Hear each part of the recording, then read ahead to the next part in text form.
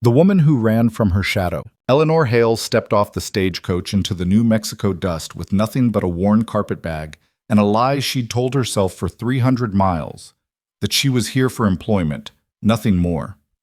The rancher waiting at the depot stood silent as stone, hat shadowing eyes that had seen too much loss. Behind him, 3 children stared at her with the kind of hunger that had nothing to do with food. "You're the teacher?" he asked, voice rough as the territory itself. Eleanor nodded, throat tight. He gestured toward the wagon. "Good, because they've been waiting for a mother since mine died, and I'm done pretending we don't need one." The earth seemed to tilt beneath her feet. She'd come here to disappear. Instead, she'd walk straight into the one role she'd been told she could never fill.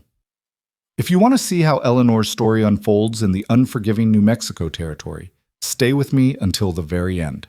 And please, hit that like button and comment with your city so I can see just how far this story of second chances travels across the world.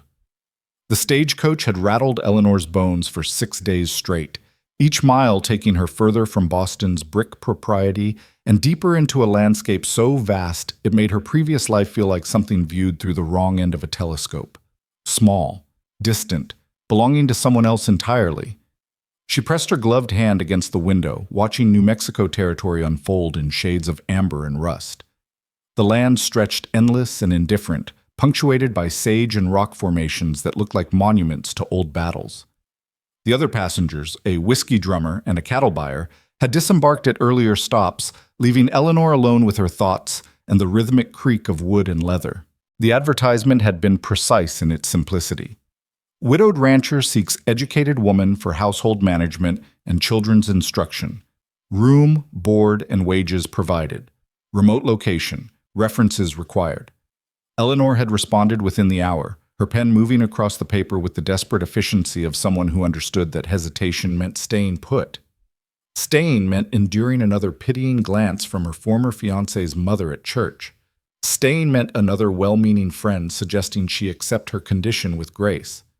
Staying meant slowly suffocating under the weight of a single word that had come to define her entire existence: barren. So she'd packed her teaching certificates, her modest savings, and the few possessions that mattered, and she'd left. No tearful farewells, no promises to write. Just a brief note to her sister explaining that she'd accepted a position out west and would send an address once settled. The stagecoach lurched to a stop, dust billowing around the wheels. Through the window, Eleanor saw a hand-painted sign. Cimarron Station. Her destination. Her escape. Her new beginning, purchased with references and a train ticket. The driver's weathered face appeared at the window. "This is it, ma'am? You got someone meeting you?" "Yes." Eleanor smoothed her traveling dress, dark green wool that had seemed practical in Boston but felt absurdly formal now. "A Mr. Caleb Ross." "Ross?" The driver's expression shifted into something unreadable. "Well, he's a good man. Lost his wife 2 winters back. Those kids of his—" He trailed off, shaking his head. "You'll have your hands full." Eleanor's stomach tightened, but she kept her voice level. "I'm prepared for hard work." The driver helped her down, his grip steady on her elbow. Her boots hit packed earth, and immediately the scale of everything changed. Boston had been vertical, buildings stacked against each other, people layered in social strata. This was horizontal, the land spreading in all directions with nothing to interrupt the sight lines except mountains in the far distance and the occasional cottonwood marking a water source. The depot was little more than a covered platform with a small office attached. A few buildings clustered nearby, a mercantile, a saloon, what might have been a church. And standing beside a wagon with peeling paint and honest construction was a man who could only be Caleb Ross. He was tall, lean, in the way of men who worked from dawn until dark and forgot to eat. His shirt was clean but faded, sleeves rolled to reveal forearms bronzed by sun and scarred by labor. A hat shadowed his face, but Eleanor caught the impression of strong features, a jaw that hadn't seen a razor in a day or two, and eyes that assessed her with the same careful evaluation she imagined he'd give a horse he was considering purchasing. Behind him, partially hidden by the wagon, 3 children stood in descending order of height, like steps leading downward. The oldest, a boy of perhaps 12, had his father's build and a face closed tight as a fist. Beside him, a girl of maybe 9 watched Eleanor with undisguised suspicion, arms crossed over a patched dress. The youngest, a small girl who couldn't be more than 5, peeked around her sister's skirts with eyes too large for her thin face. Caleb Ross removed his hat, and Eleanor saw that his hair was dark with threads of premature gray at the temples. His eyes were gray too, the color of winter sky. "Miss Hale?" "Yes." She extended her hand, a gesture that felt ridiculous the moment she made it. But he took it, his palm calloused and warm, and shook once with surprising gentleness. "Caleb Ross. These are my children." He gestured without looking back. "Thomas, Sarah, and Lily." Eleanor smiled at them, though only the youngest returned it with a shy duck of her head. "I'm pleased to meet you all." Thomas said nothing. Sarah's expression suggested Eleanor had already failed some test she hadn't known she was taking. "You had a good journey?" Caleb's tone was polite but distant, a man fulfilling social obligation without investment. "Long, but uneventful." Eleanor glanced at her trunk, which the driver was unloading with theatrical grunts. "I appreciate you meeting me." "Didn't have much choice." He moved to help with the trunk, lifting it as though it weighed nothing. "It's a 2-hour drive to the ranch. We should get moving if we want to make it before dark." The wagon was utilitarian, built for function rather than comfort. Caleb loaded her trunk in the back with efficiency, then helped her onto the bench seat.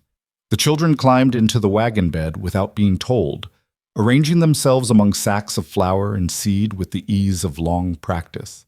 As Caleb took up the reins, Eleanor caught him glancing at her dress, her gloves, her carefully pinned hair. She could practically hear his thoughts. City woman. Won't last a month. Well, she'd see about that. The wagon jolted forward, and Cimarron Station fell away behind them. The road, such as it was, cut through terrain that seemed determined to resist human passage. Sage and scrub gave way to rocky outcroppings, then back to stretches of grass that whispered in the constant wind.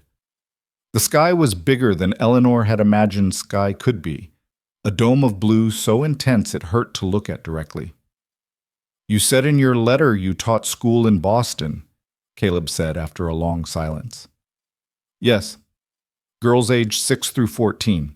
Reading, arithmetic, history, some music." Eleanor kept her eyes on the horizon, afraid that looking at him would reveal too much of what she was running from. "I have my certificates, if you'd like to review them." "Saw them already. You wouldn't be here if they hadn't been in order."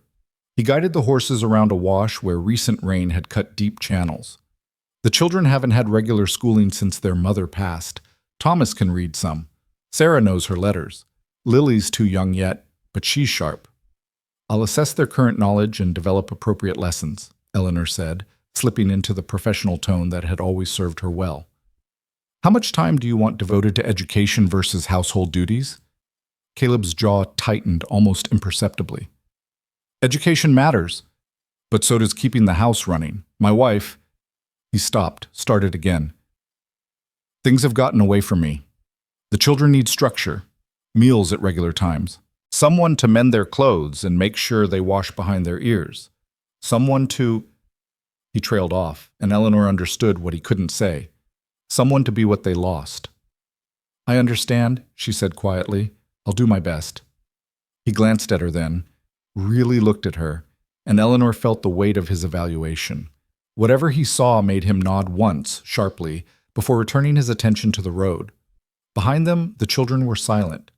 Eleanor wanted to turn, to engage them in conversation, to begin building whatever relationship would sustain them all through the coming months. But something in their stillness warned her off.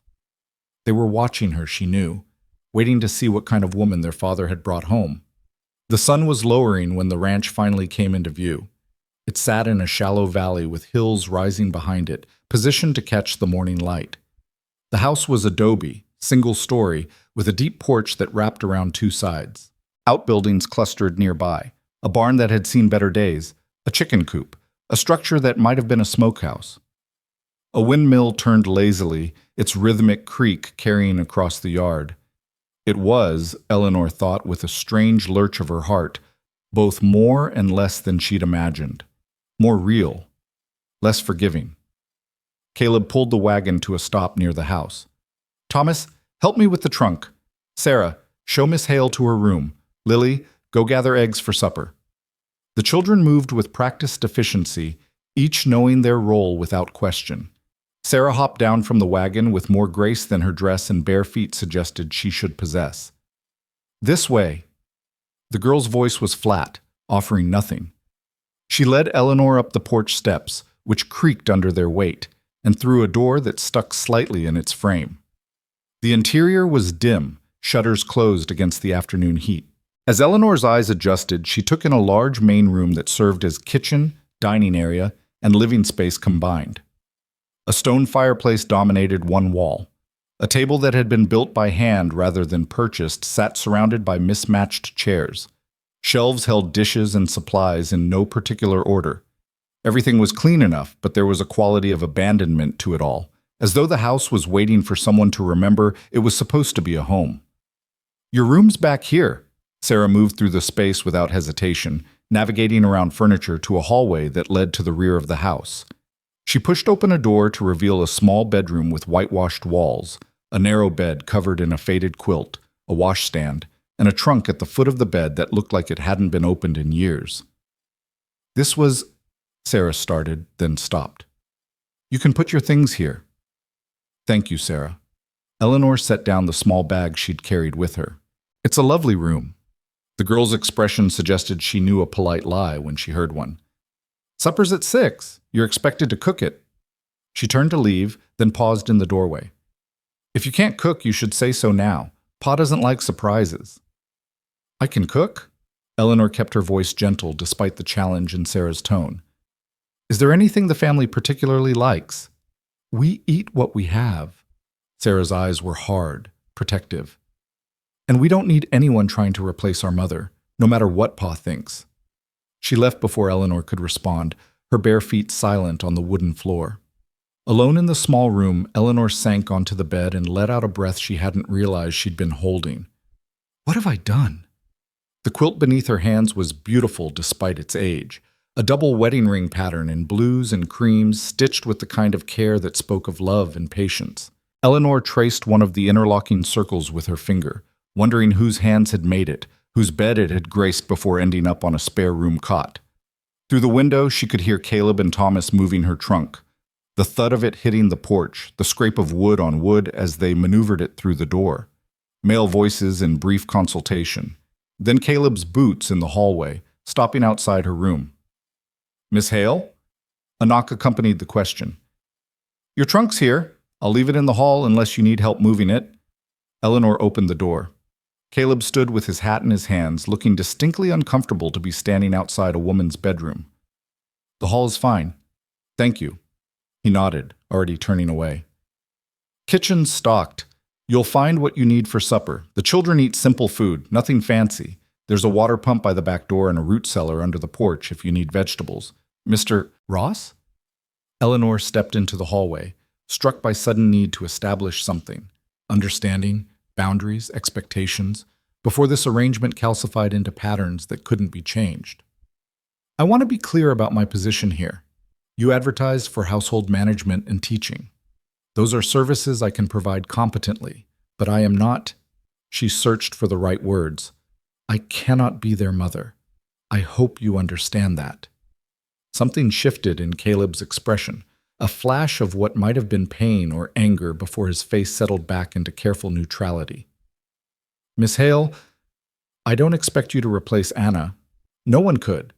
What I expect is for you to keep this house running, teach my children their letters and numbers, and treat them with basic kindness. If you can do those things, we'll get along fine. I can do those things. Good.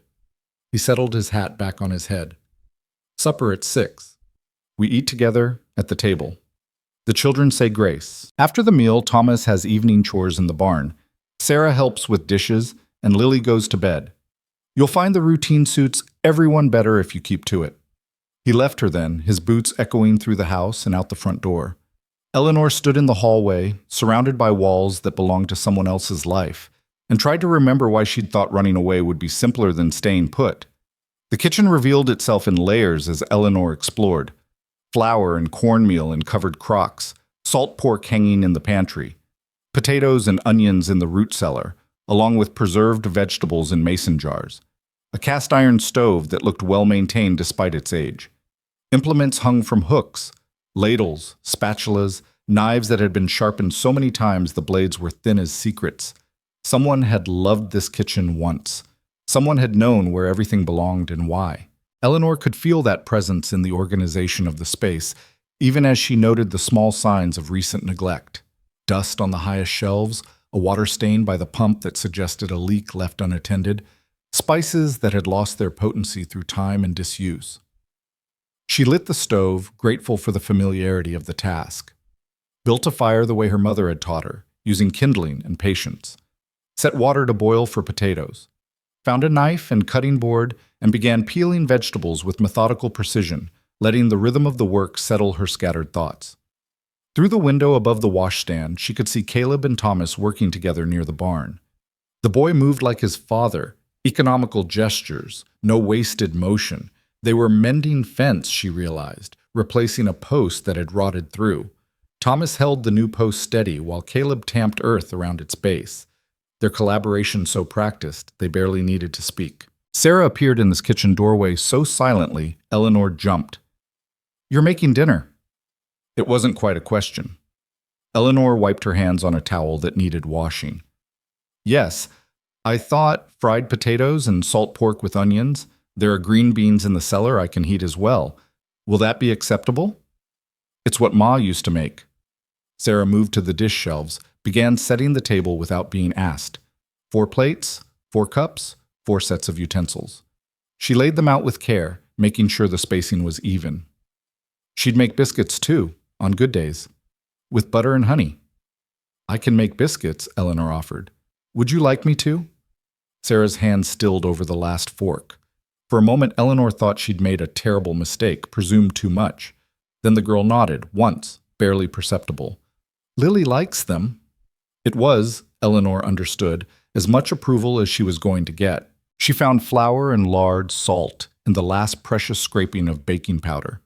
Mixed dough with her hands, feeling it come together under her palms. Rolled it out on a board dusted with flour and cut circles with the rim of a cup, the way her own mother had taught her years ago in a kitchen that smelled like wood smoke and yeast. Lily wandered in as Eleanor was sliding the biscuits into the oven. The little girl carried a basket with 3 brown eggs cradled in straw. She set it on the counter with the solemnity of someone presenting treasure. "Good work," Eleanor said softly. "That's exactly what we need for breakfast tomorrow." Lily stared at her with those enormous eyes, then smiled, quick and bright as a spark before ducking behind her sister. "She doesn't talk much," Sarah said, defensive. "Not since Ma died." "That's all right." Eleanor checked the potatoes, judged them nearly done. "We all grieve in our own way." Sarah's expression suggested that Eleanor had no right to speak about their grief, but she said nothing. Just moved around the kitchen with possessive familiarity, retrieving items Eleanor hadn't known she'd need. A platter for the pork, a bowl for the beans, the honey jar with its sticky lid. At precisely 6 o'clock, Caleb and Thomas came in from outside, bringing with them the smell of hay and honest sweat.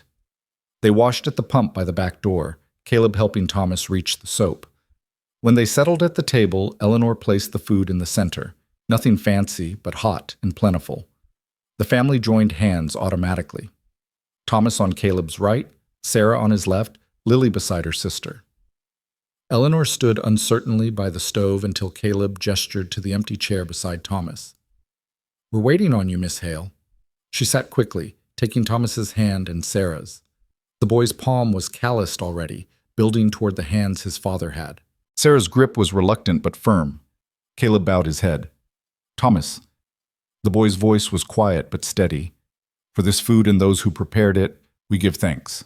Amen." "Amen," the girls echoed, hands released.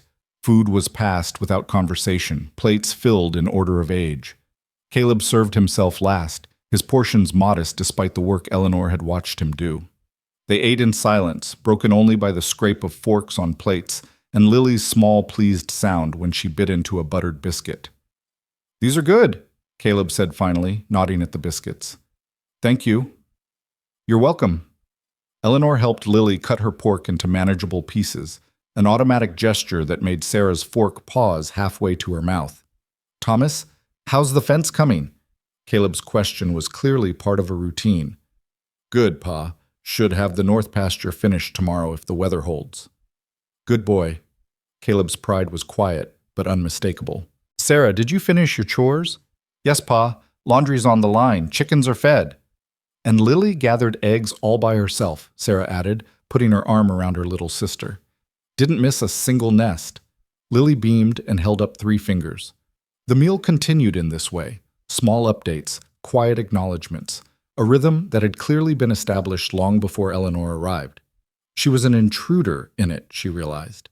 An instrument that played the wrong notes no matter how carefully she tried to match the tune.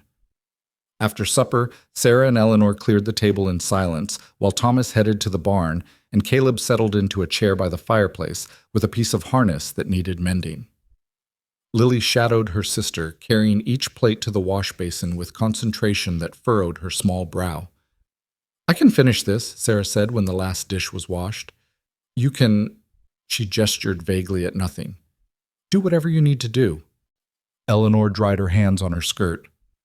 Actually, I thought I might assess your reading levels before bed, if that's all right with your father. Sarah's expression closed. I can read fine. I'm sure you can, but I need to understand where each of you is so I can plan appropriate lessons. Eleanor kept her voice matter-of-fact. Teacher rather than interloper. Just a few minutes. Pa? Sarah turned to Caleb for permission or rescue. Caleb looked up from his work. Won't hurt anything. Get your brother when you're done here. So Eleanor found herself in the main room with 3 children arranged on the bench by the fireplace and Caleb as audience whether she wanted one or not. She'd retrieved a book from her trunk, a reader she'd used in Boston, stories chosen for moral instruction and vocabulary building. Thomas read haltingly but competently, stumbling over unfamiliar words but understanding context. Sarah read better than she wanted Eleanor to know, her fluency betrayed by the way her eyes raced ahead of her voice. Lily just listened, curled against her sister, thumb in her mouth. You've done well teaching them, Eleanor said to Caleb when the children were dismissed to prepare for bed. Thomas especially has a good foundation. Anna started them young. Caleb's voice was neutral, but his hand stilled on the leather he was working. She believed education mattered, even out here, maybe especially out here. She was right. Eleanor hesitated, then continued. I'll work with them each morning after breakfast. Reading, writing, arithmetic. 2 hours should be sufficient without overwhelming them. Fine. He resumed his stitching, neat small movements that spoke of practice. Miss Hale, I want to be clear about something. I brought you here because my children need stability. They need someone to teach them and keep the house running while I manage the ranch. That's the arrangement. Nothing more complicated than that. I understand. Eleanor stood, suddenly exhausted by the weight of the day. I'll say good night then. She was halfway down the hall when his voice stopped her. Miss Hale. Yes? Thank you for the biscuits, for... He gestured vaguely at the kitchen, the table where his family had eaten together with something approaching normalcy for the first time in months. For being here. Eleanor nodded, not trusting her voice, and retreated to her small room with its faded quilt and whitewashed walls. She unpacked her trunk in the lamplight, hanging her few dresses on pegs, arranging her books on the floor since there was no shelf. At the bottom of the trunk, wrapped in tissue paper, she found the handkerchief her sister had embroidered for her, white linen with blue forget-me-nots in one corner. Don't forget who you are, her sister had written in the accompanying note. Don't let them make you into someone smaller. Eleanor pressed the handkerchief to her face, breathing in the faint scent of the lavender sachet it had been stored with. Then she folded it carefully and tucked it into her pillowcase, a secret softness in a hard place. Through the thin walls, she could hear the sounds of the household settling, water splashing as children washed, Sarah's voice, low and patient, helping Lily with buttons, Thomas's heavier tread heading to whatever room he claimed, Caleb's footsteps moving through the house one final time, checking locks, banking the fire, performing the rituals of security that fathers performed. Eleanor extinguished her lamp and lay in the darkness, listening to the absolute silence of the New Mexico night. No carriages, no street vendors, no neighbor's piano, just wind and the distant cry of something wild and the creak of a house that was learning to hold her weight. She'd come here to disappear, to escape the suffocating pity of people who measured her worth by her womb. But lying here in Anna Ross's spare room, wearing Anna Ross's quilts, cooking in Anna Ross's kitchen for Anna Ross's children, Eleanor wondered if she'd simply traded one impossible expectation for another. She'd told Caleb she couldn't be their mother. She'd meant it. She still meant it.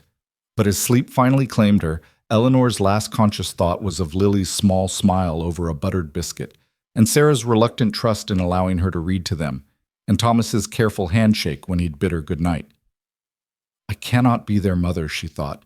I won't survive if I try to be something I'm not. The darkness had no answer. But somewhere in the house, a child coughed once, then settled, and Eleanor found herself listening, alert, concerned, already learning the sounds that meant safety versus the ones that meant intervention. Already, without meaning to, beginning to care. The morning arrived with violence, a rooster's crow that shattered Eleanor's sleep like glass breaking. She jolted upright in the unfamiliar bed, heart hammering, momentarily lost in the disorientation of waking in a place her body didn't yet recognize as safe. Gray light filtered through the single window, and somewhere in the house she could hear movement. Boots on wooden floors, the clank of the stove being opened. She dressed quickly in the dawn chill, her fingers clumsy with buttons. The dress she chose was practical calico, brown with tiny white flowers. Something that wouldn't show every speck of dust and dirt this territory seemed determined to coat everything with.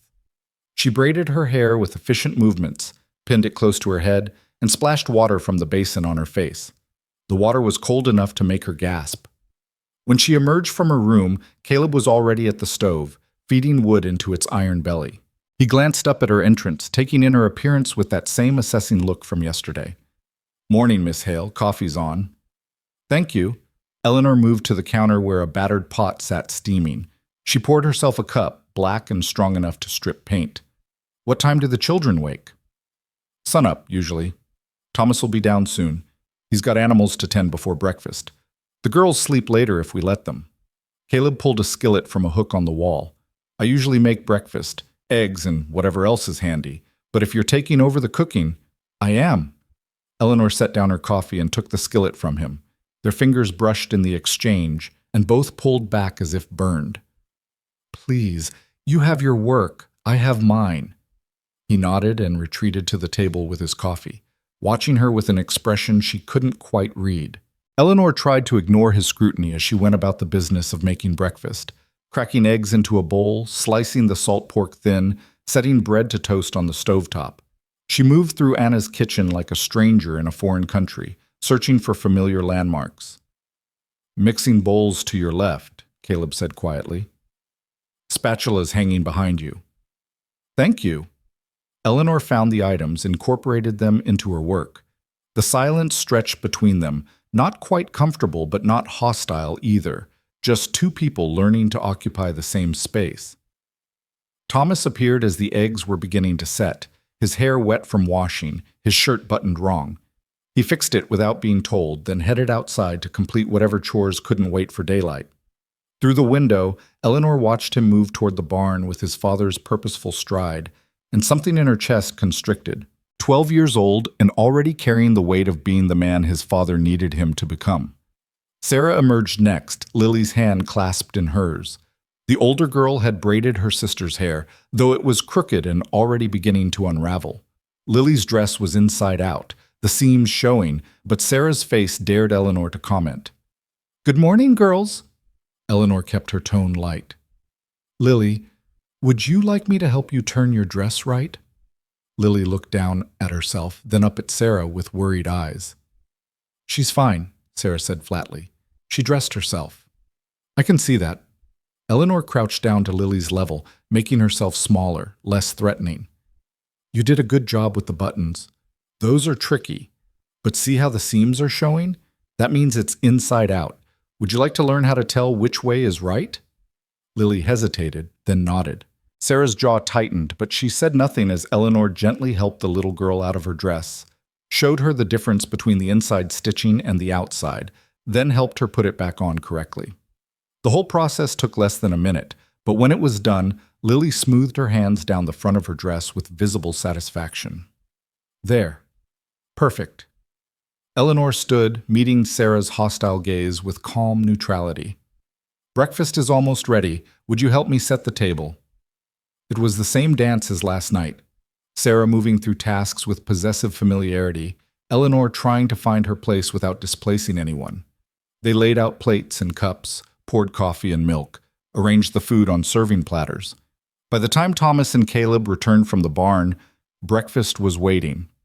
The meal followed the same pattern as supper, grace spoken by Thomas. Food passed in careful order, eating accomplished with more efficiency than conversation. But Eleanor noticed things this time. The way Caleb made sure each child had enough before serving himself, how Sarah automatically cut Lily's food without being asked, the subtle nod Thomas gave his father when asked about the livestock. "Miss Hale," Caleb said as he pushed back his plate. "After dishes, I'd like you to look at the pantry. Make a list of what we need from town. I'll be going in on Saturday. You can ride along if there's anything you need to select yourself." "That would be helpful. Thank you." Eleanor began gathering plates, aware of Sarah watching her every move. "When would you like me to begin lessons with the children?" "After morning chores are finished, say 9 o'clock? Caleb stood, retrieving his hat from its peg. "Thomas, you're with me today. We've got fence to finish. Sarah, you know what needs doing. Lily helps where she can." The family dispersed like water poured on hard ground, each to their appointed tasks. Eleanor was left in the kitchen with a sink full of dishes and the growing realization that she'd accepted a position she didn't fully understand. She wasn't just a teacher or a housekeeper. She was expected to be the axis around which this household turned, the force that kept chaos at bay and children fed and the countless small tasks of daily living accomplished without fail. She washed dishes with methodical precision, learning the chips and cracks in each plate, the bent tines of forks, the cups that leaked if filled too full. Through the window she could see Sarah hanging laundry on a line stretched between two posts, her movements sharp with barely contained emotion. Lily sat in the dirt nearby, singing softly to a doll made from corn husks and string. When the kitchen was clean, Eleanor moved to the pantry. It was larger than she'd expected, built into the north side of the house where it stayed coolest. Shelves lined 3 walls, holding supplies in various states of depletion. She found paper and a pencil stub and began making notes. Flour, running low, sugar, nearly gone. Coffee, baking powder, salt, all needed replenishing. The preserved vegetables would last, but they'd need fresh supplies come spring. Dried beans, rice, oats, lamp oil, soap. She was so absorbed in her inventory that she didn't hear Sarah approach until the girl spoke from the doorway. "Ma kept better records than that." Eleanor turned, keeping her expression neutral. "I'm sure she did. Would you show me her system?" Sarah blinked, clearly not expecting cooperation. She moved into the pantry, running her fingers along a shelf until she found a small ledger tucked behind the flour sack. She wrote everything down, what we used, what we bought, what we needed. Pa would look at it before going to town, so he knew exactly what to get. Eleanor took the ledger carefully, aware she was holding something precious. Anna Ross's handwriting was precise and elegant, each entry dated and detailed. More than just supplies, she'd noted prices, compared costs between the mercantile and the trading post, tracked seasonal availability. It was the work of someone who understood that survival on a ranch required planning and intelligence as much as physical labor. "This is excellent," Eleanor said quietly. "Would you help me update it? You know the household better than I do." For a moment, something flickered in Sarah's eyes. Surprise, maybe, or the faintest beginning of respect. Then her walls came back up. "I've got laundry to finish."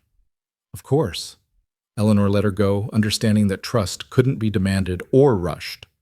She spent the next hour updating the ledger, cross-referencing Anna's notes with current supplies, building a comprehensive list for Saturday's trip to town. At 9 o'clock, she gathered the children at the table. Thomas came in from outside, smelling of hay and horse, his hands scrubbed, but his fingernails permanently outlined in dirt. Sarah positioned herself between Eleanor and Lily like a buffer. Lily clutched her cornhusk doll and watched Eleanor with cautious curiosity. "We're going to start simply," Eleanor said, arranging the book she'd brought from Boston on the table. "Thomas, I'd like you to continue reading where you left off last night. Sarah, you'll work on composition. I want you to write one page about anything you choose. Lily, you and I will work on letters." "I can work with Lily," Sarah said immediately. "I always help her." "And you've done a wonderful job teaching her." Eleanor met the girl's defensive gaze with steady calm. "But now I'm here to help too. You focus on your own work. Let me get to know your sister." Sarah's hand tightened on Lily's shoulder, but the little girl gently pulled away and climbed into the chair beside Eleanor. "Betrayed," Sarah's expression said. Eleanor pretended not to notice. The lesson revealed what Eleanor had suspected. Thomas read adequately but lacked comprehension strategies. He could sound out words but didn't always understand what they meant. Sarah wrote with surprising sophistication, her sentences complex and her spelling mostly accurate. And Lily, silent Lily, knew more than anyone had realized. When Eleanor pointed to letters, the child identified them correctly. When Eleanor spelled simple words, Lily's eyes followed with clear understanding. "Can you write your name?" Eleanor asked softly, offering Lily the pencil. The little girl took it in her fist, tongue poking out in concentration. Slowly, carefully, she formed the letters. Lily. Crooked and uncertain, but unmistakably her name. "Excellent," Eleanor breathed. "Oh, Lily, that's beautiful." Lily's smile was like sunrise. Sarah's pencil had stopped moving, her eyes fixed on her sister with an expression of wonder and resentment combined. Thomas kept his head down, but Eleanor could see the tightness in his shoulders, the way his jaw clenched. They worked for 2 hours.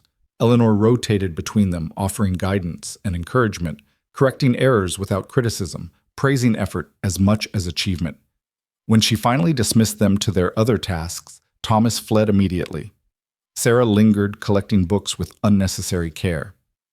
"She never wrote before," Sarah said finally, not looking at Eleanor. "Ma tried to teach her, but after Ma died, she just stopped trying." "Sometimes grief takes our words," Eleanor said gently, "but they come back when we're ready. Lily's ready now." "You think you fixed her in one morning?" Sarah's voice was sharp with accusation. "You think you can just show up and make everything better?" "No." Eleanor met the girl's anger with steady truth. "I don't think I fixed anything. I think Lily has been healing in her own time, and today she was ready to show us how far she's come. That's not my doing, Sarah, that's hers, and probably yours, for loving her enough to be patient." Sarah's eyes welled with sudden tears that she blinked back furiously. Don't try to make me like you." "I'm not trying to make you anything." Eleanor kept her voice level despite the ache in her chest. "I'm just trying to be useful while I'm here, that's all." The girl fled then, leaving Eleanor alone with the books and the morning light slanting through windows that needed washing. She sat for a moment in the silence, feeling the weight of what she'd undertaken settle more firmly on her shoulders. These children weren't just students to be taught. They were wounds walking, grief given shape and breath, loss wearing familiar faces. And she'd promised she wouldn't try to be their mother. The days developed a rhythm after that first morning. Eleanor rose before dawn, started the fire, made coffee. Caleb appeared like a ghost, taking his cup and heading outside with Thomas in tow. The girls woke later, Sarah defensive and Lily increasingly bold in her attachment to Eleanor.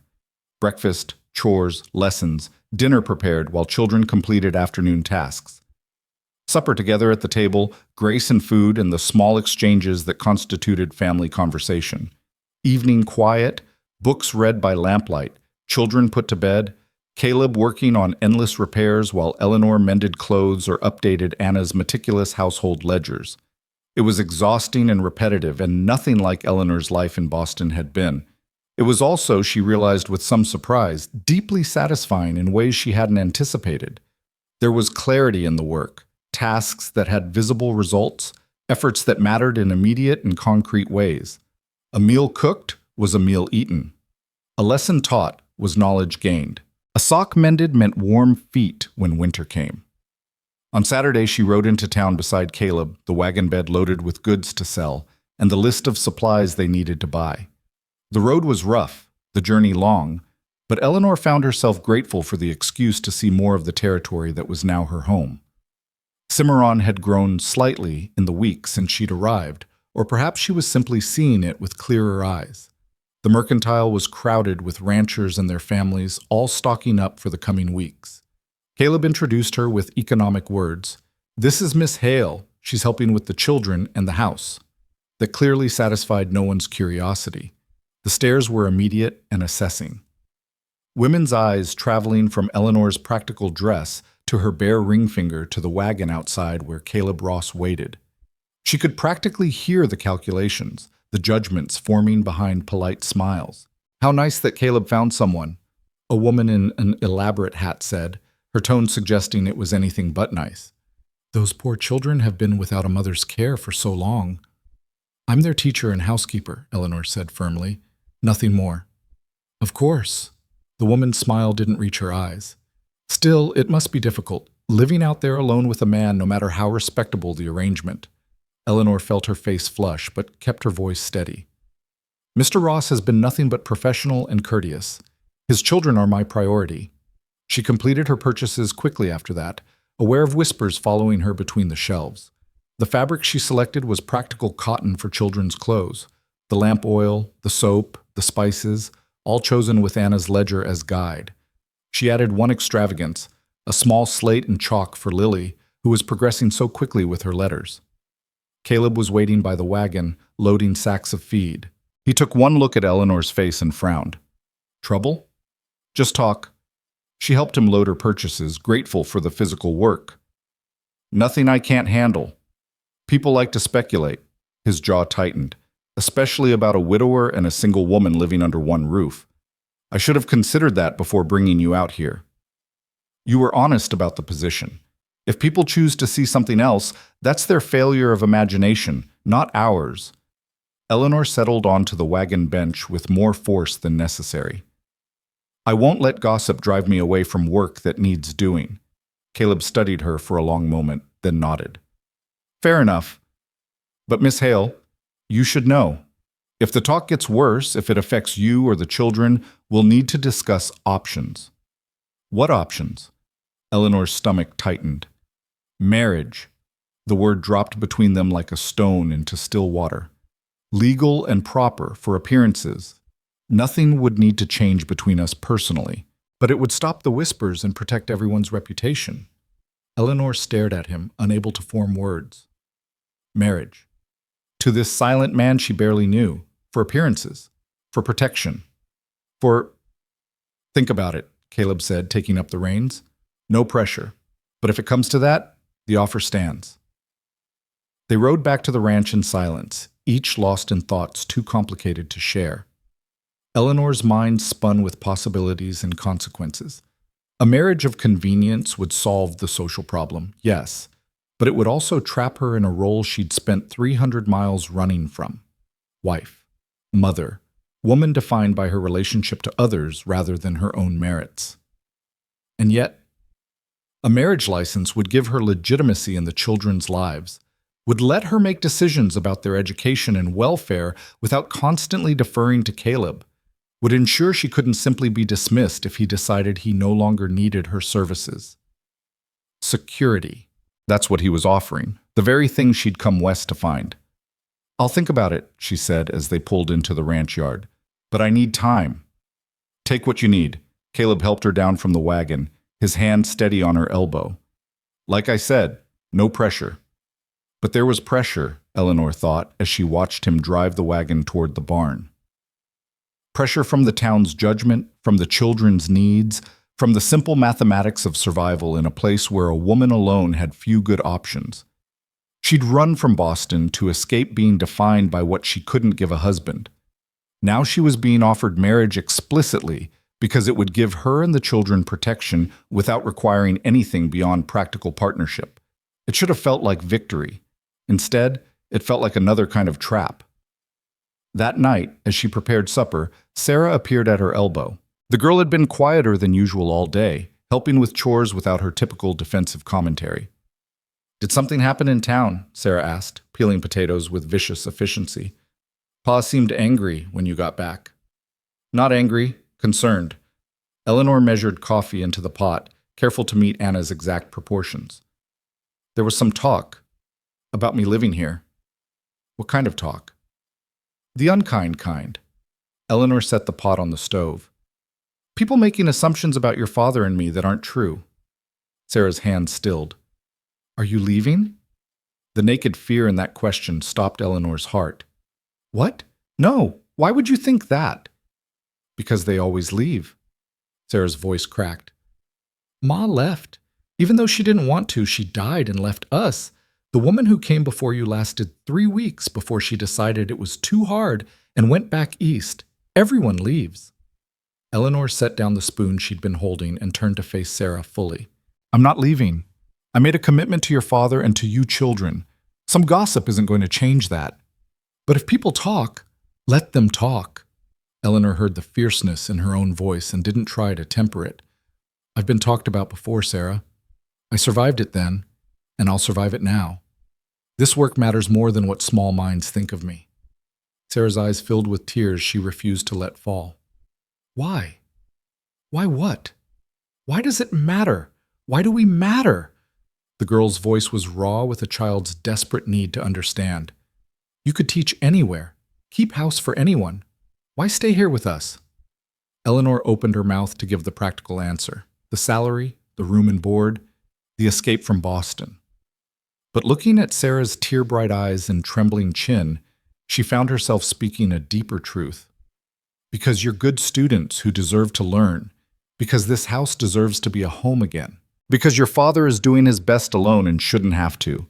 Because Lily smiles now when she writes her name, and Thomas is starting to understand what he reads. And you... Eleanor reached out slowly, giving Sarah time to pull away. When the girl didn't, she gently touched her shoulder. You try so hard to take care of everyone, Sarah. You shouldn't have to do it all alone. The dam broke. Sarah crumpled against Eleanor's shoulder, sobbing with the kind of grief that had clearly been held back too long. Eleanor wrapped her arms around the shaking child, murmuring wordless comfort while Sarah cried out months of fear and loss and exhaustion. I miss her, Sarah gasped between sobs. I miss her so much, and I don't want to forget her, but I don't remember what her voice sounded like anymore. And I'm so tired of being scared. I know, sweetheart. Eleanor held her tighter, this fierce girl who'd been trying so hard to be strong. You won't forget her. Love doesn't work that way, and you don't have to be scared anymore. I'm here. I'm not leaving. They stood like that until Sarah's sobs quieted to hiccups, until the girl pulled back with red eyes and blotchy cheeks and embarrassment starting to creep in. I'm sorry, Sarah whispered. I didn't mean to. Don't apologize for crying. Eleanor handed her a clean dish towel to wipe her face. Grief needs to come out sometimes. Otherwise it poisons everything from the inside. Sarah nodded, scrubbing at her eyes. When she lowered the towel, something fundamental had shifted in her expression. Not trust, not yet, but the beginning of possibility. The first crack in the wall she'd built to protect herself. Can I help you finish supper? The question was tentative, offering rather than demanding. I'd like that very much.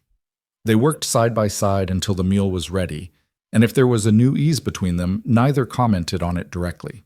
When Caleb and Thomas came in from evening chores, Sarah set the table without being asked and actually smiled when Eleanor thanked her. Lily noticed immediately, her eyes darting between her sister and Eleanor with pleased recognition. Whatever had happened, she seemed to understand that it was good. That night, after the children were in bed and Caleb was settled with his mending, Eleanor sat at the table with Anna's household ledger and tried to imagine what the woman who'd written these careful entries would think of her. Would Anna approve of Eleanor teaching her children? Would she be grateful or resentful? Would she want Eleanor to stay or leave? You're thinking loud enough to hear. Caleb's voice startled her. He'd set aside his leather work and was watching her with an expression she couldn't quite read. Just wondering about Anna, Eleanor said honestly. What she'd think of all this. Caleb was quiet for so long Eleanor thought he wouldn't answer. Then he said, she'd be grateful. Anna believed children needed education and stability above everything else. She'd want them cared for by someone competent and kind. He paused. She'd like you, Miss Hale. You're more similar than you might think. How so? She came out here from Philadelphia, city woman trying to make a life in hard country. People told her she wouldn't last. She proved them all wrong. His voice softened with memory. She was stubborn and smart, and she loved those children more than her own life, which is why she kept working when she should have been resting, why she insisted on helping with harvest when she was already sick, why she... He stopped, jaw clenched against words he couldn't say. I'm sorry, Eleanor said quietly. For your loss. For theirs. It was influenza. Swept through here 2 winters ago. Children got it too, but pulled through. Anna didn't. She fought so hard, but... He shook his head. Afterward, I tried to keep things going the way she would have wanted, but I'm a rancher, not a teacher, not a mother. The children were drowning, and I didn't know how to save them. You saved them by recognizing what they needed and finding a way to provide it. Eleanor met his eyes across the lamplight. That's not failure, Mr. Ross. That's love. He studied her for a long moment. About what I said earlier, the marriage proposal. I meant it, not as pressure, but as protection, for you as much as the children. If the talk gets worse, I'll consider it. Eleanor closed the ledger carefully. But I want to be clear about something. If I agree, it would be for practical reasons only. I won't pretend to be something I'm not, and I can't. She struggled to find words for the fear that had driven her across a continent. I'm not asking you to be Anna. Caleb's voice was firm. I'm not looking for romance or replacement, just partnership. Someone to help me raise these children and keep this ranch running. Someone I can trust to stay when things get hard. Can you be that? Could she? Eleanor looked around the kitchen that was becoming familiar, thought of Sarah's breakthrough tonight, of Lily's growing confidence, of Thomas's slow smile when he finally understood a passage he'd been struggling with, thought of work that mattered, and a place that needed her, and a life built on honesty rather than pretense. Yes, she said quietly. I can be that. Caleb nodded once, satisfied. Then we'll see how things go. If the gossip dies down, no need for drastic measures. If it doesn't, he left the possibility hanging between them.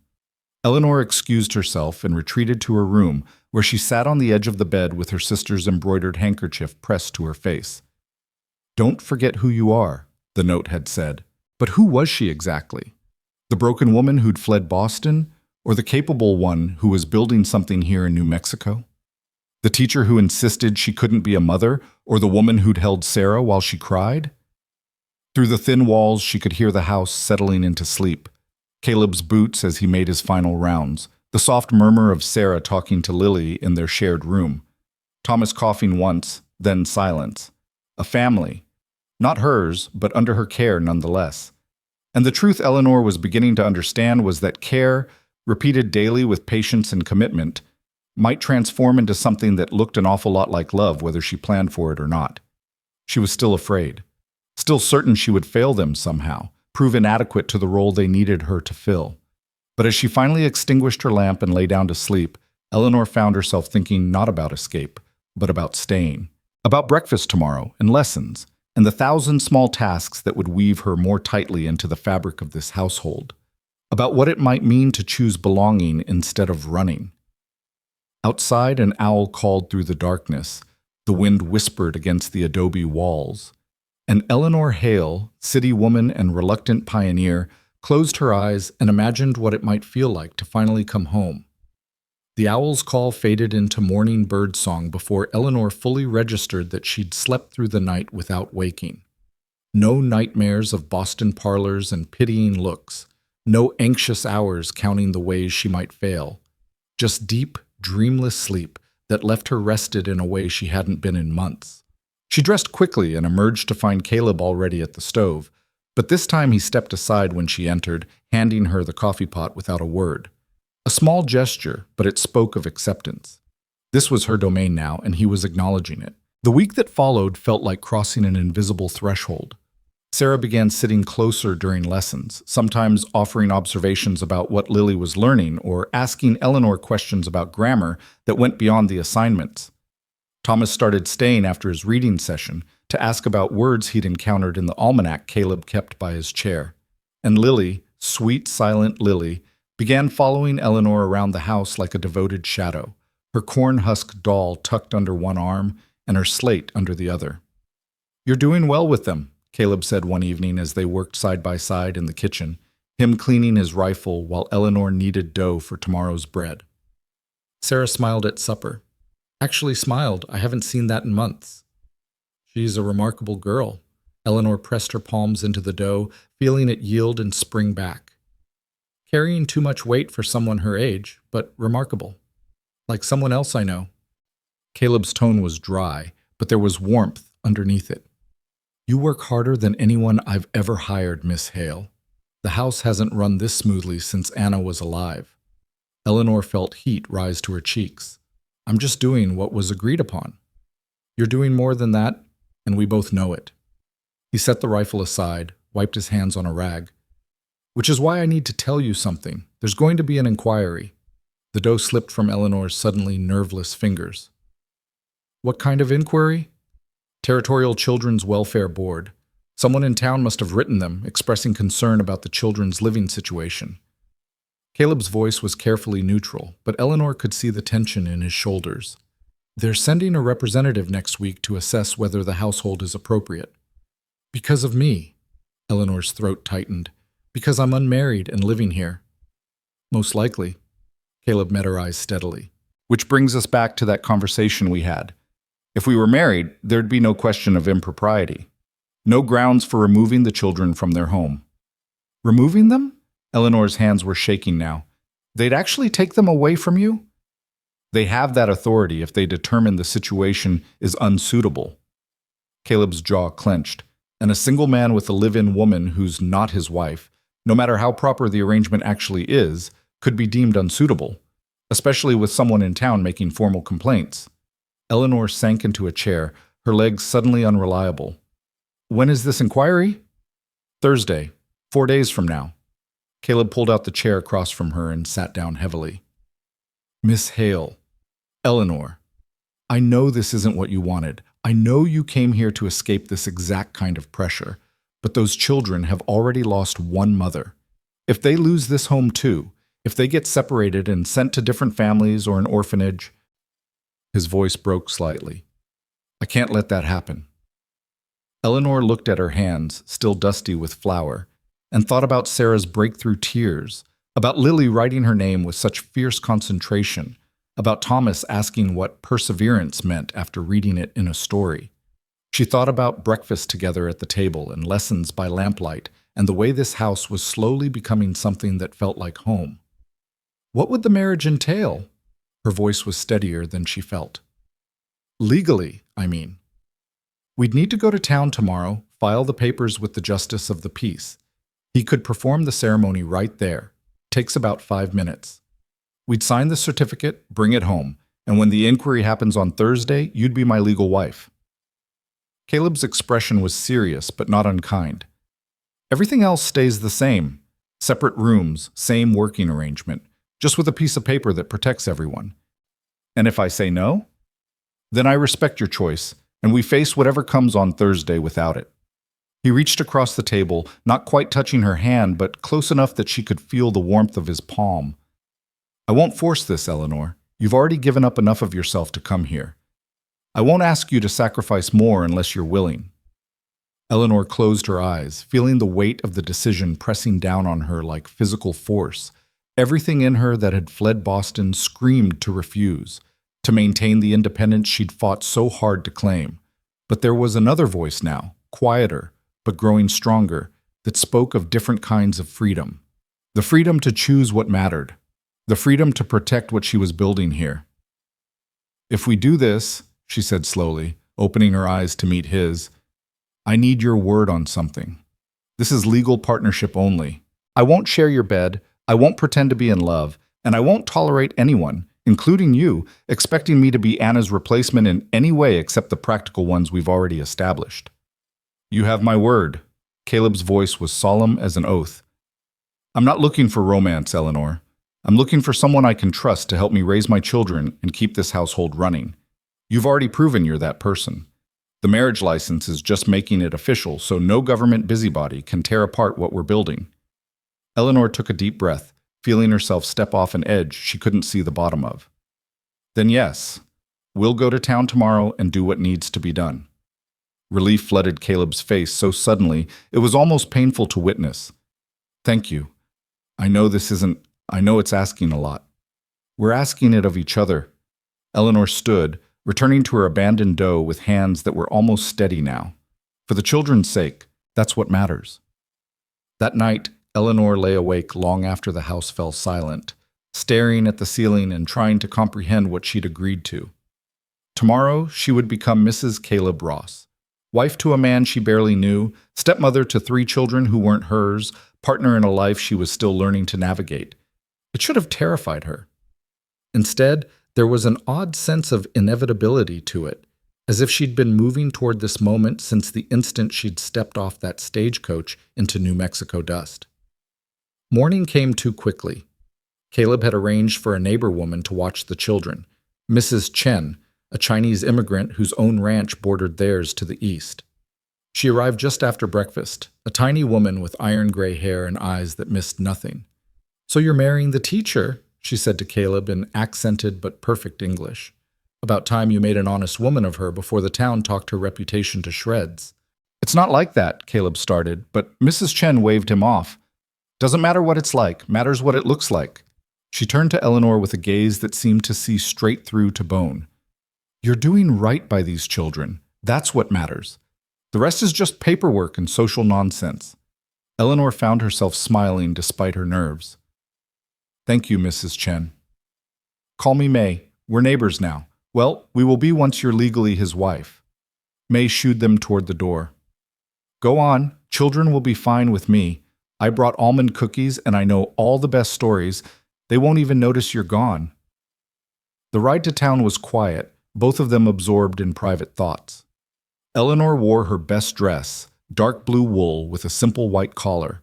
Caleb had shaved and put on a clean shirt, though he'd drawn the line at a tie. They looked, Eleanor thought, exactly like what they were, 2 practical people attending to necessary business. Cimarron was busier than Eleanor had seen it, Saturday bringing ranchers and miners in from the surrounding territory. They drew stairs as they walked to the small building that served as both courthouse and land office. Eleanor could feel the weight of judgment, speculation, satisfaction from those who'd predicted exactly this outcome. The justice of the peace was a thin man with ink-stained fingers and spectacles that kept sliding down his nose. He looked up from his paperwork as they entered, recognition dawning immediately. "Mr. Ross, Miss Hale." His tone suggested he'd been expecting them. "What can I do for you today?" "We need to file a marriage certificate," Caleb said bluntly. "And if you can perform the ceremony now, that would be appreciated."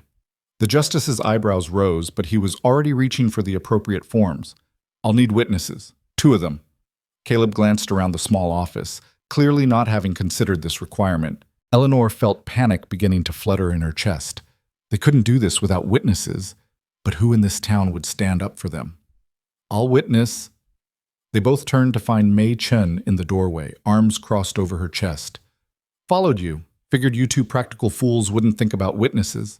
She looked past them to the justice. "One more needed?" "I'll stand." The voice came from behind May, and a man stepped forward, tall, weathered, with a badge pinned to his vest. The sheriff, Eleanor realized. "Name's Tom Garrett. Known Caleb since he first settled here. If he says this is right, that's good enough for me." The ceremony took exactly as long as Caleb had predicted. 5 minutes of legal language, promises made without poetry, rings that didn't exist. Eleanor repeated words that felt both momentous and mundane, binding herself to a man whose favorite coffee strength she knew better than his middle name. When the justice pronounced them married, Caleb shook her hand with the same careful gentleness he'd shown that first day at the depot. "Thank you," he said quietly, for her ears alone. "We're protecting the children," Eleanor replied, which wasn't exactly an answer but was all the truth she could manage. They signed the certificate with May and Sheriff Garrett as witnesses. The justice stamped it with official finality and handed Caleb the document that would prove to any inquiry board that his household was perfectly respectable. "Congratulations," the justice said dryly.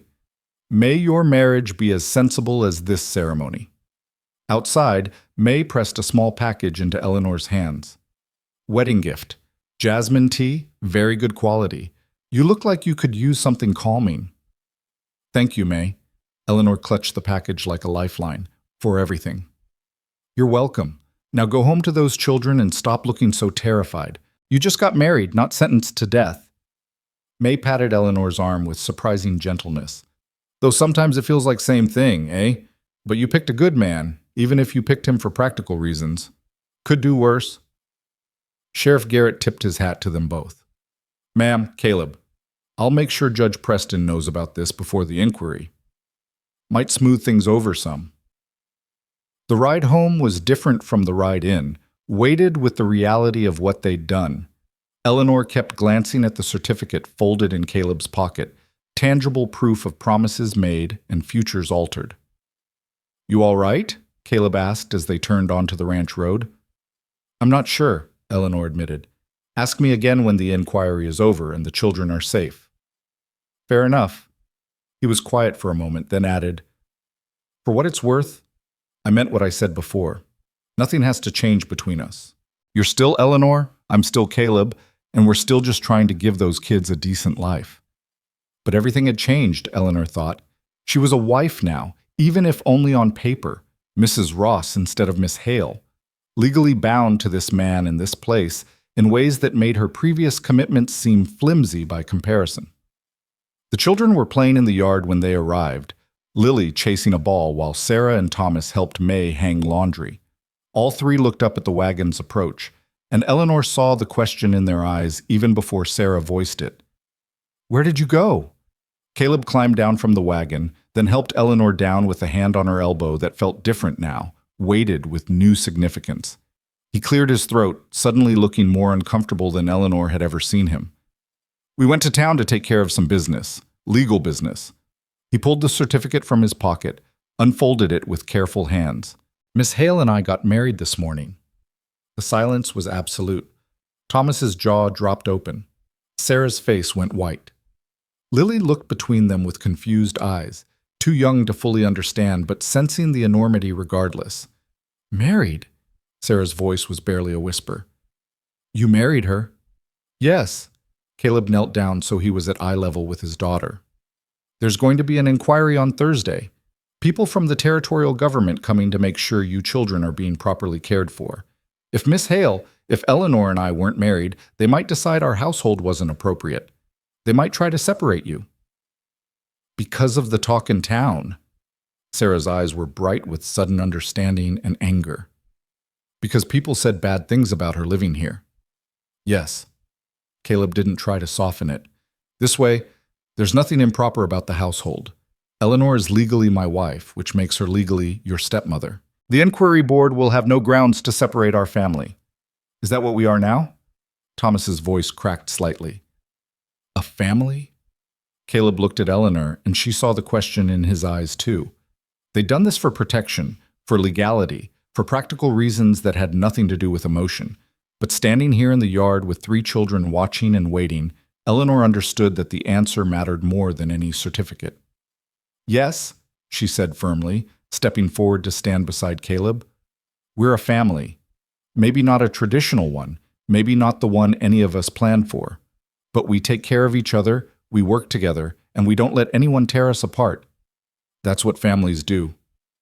Lily was the first to move. She ran straight to Eleanor and wrapped her small arms around Eleanor's waist with fierce possession. "Mama," she whispered, the first word Eleanor had heard her speak beyond the occasional whispered yes or no. "My mama now." Eleanor's throat closed with sudden emotion. She knelt down and gathered Lily close, meeting Sarah's shell-shocked gaze over the little girl's head. "If that's what you want to call me, sweetheart, but only if you want to." Sarah's face was working through emotions too complex to name. "You said you weren't trying to replace our mother." "I'm not." Eleanor kept her voice steady despite the tears burning behind her eyes. Anna will always be your mother. I could never take that from her or from you. But if you need someone to fill that role now, someone to be there in the ways she can't be anymore, then I'm willing to try. Not as a replacement, as something new. What if we can't? Sarah's voice broke. What if we try and it doesn't work, and you leave like everyone else? Eleanor stood, still holding Lily, but meeting Sarah's desperate gaze with absolute certainty. I won't leave. I just made legal vows that bind me to this family. But more than that, I made a choice to be here, to stay here, to build something with all of you. That choice doesn't change just because things get hard. Thomas had been silent through all of this, his young face struggling to process adult complexities. Now he looked at his father. Pa? Is this real? She's really staying? She's really staying. Caleb's voice was rough with emotion. We all are. Together.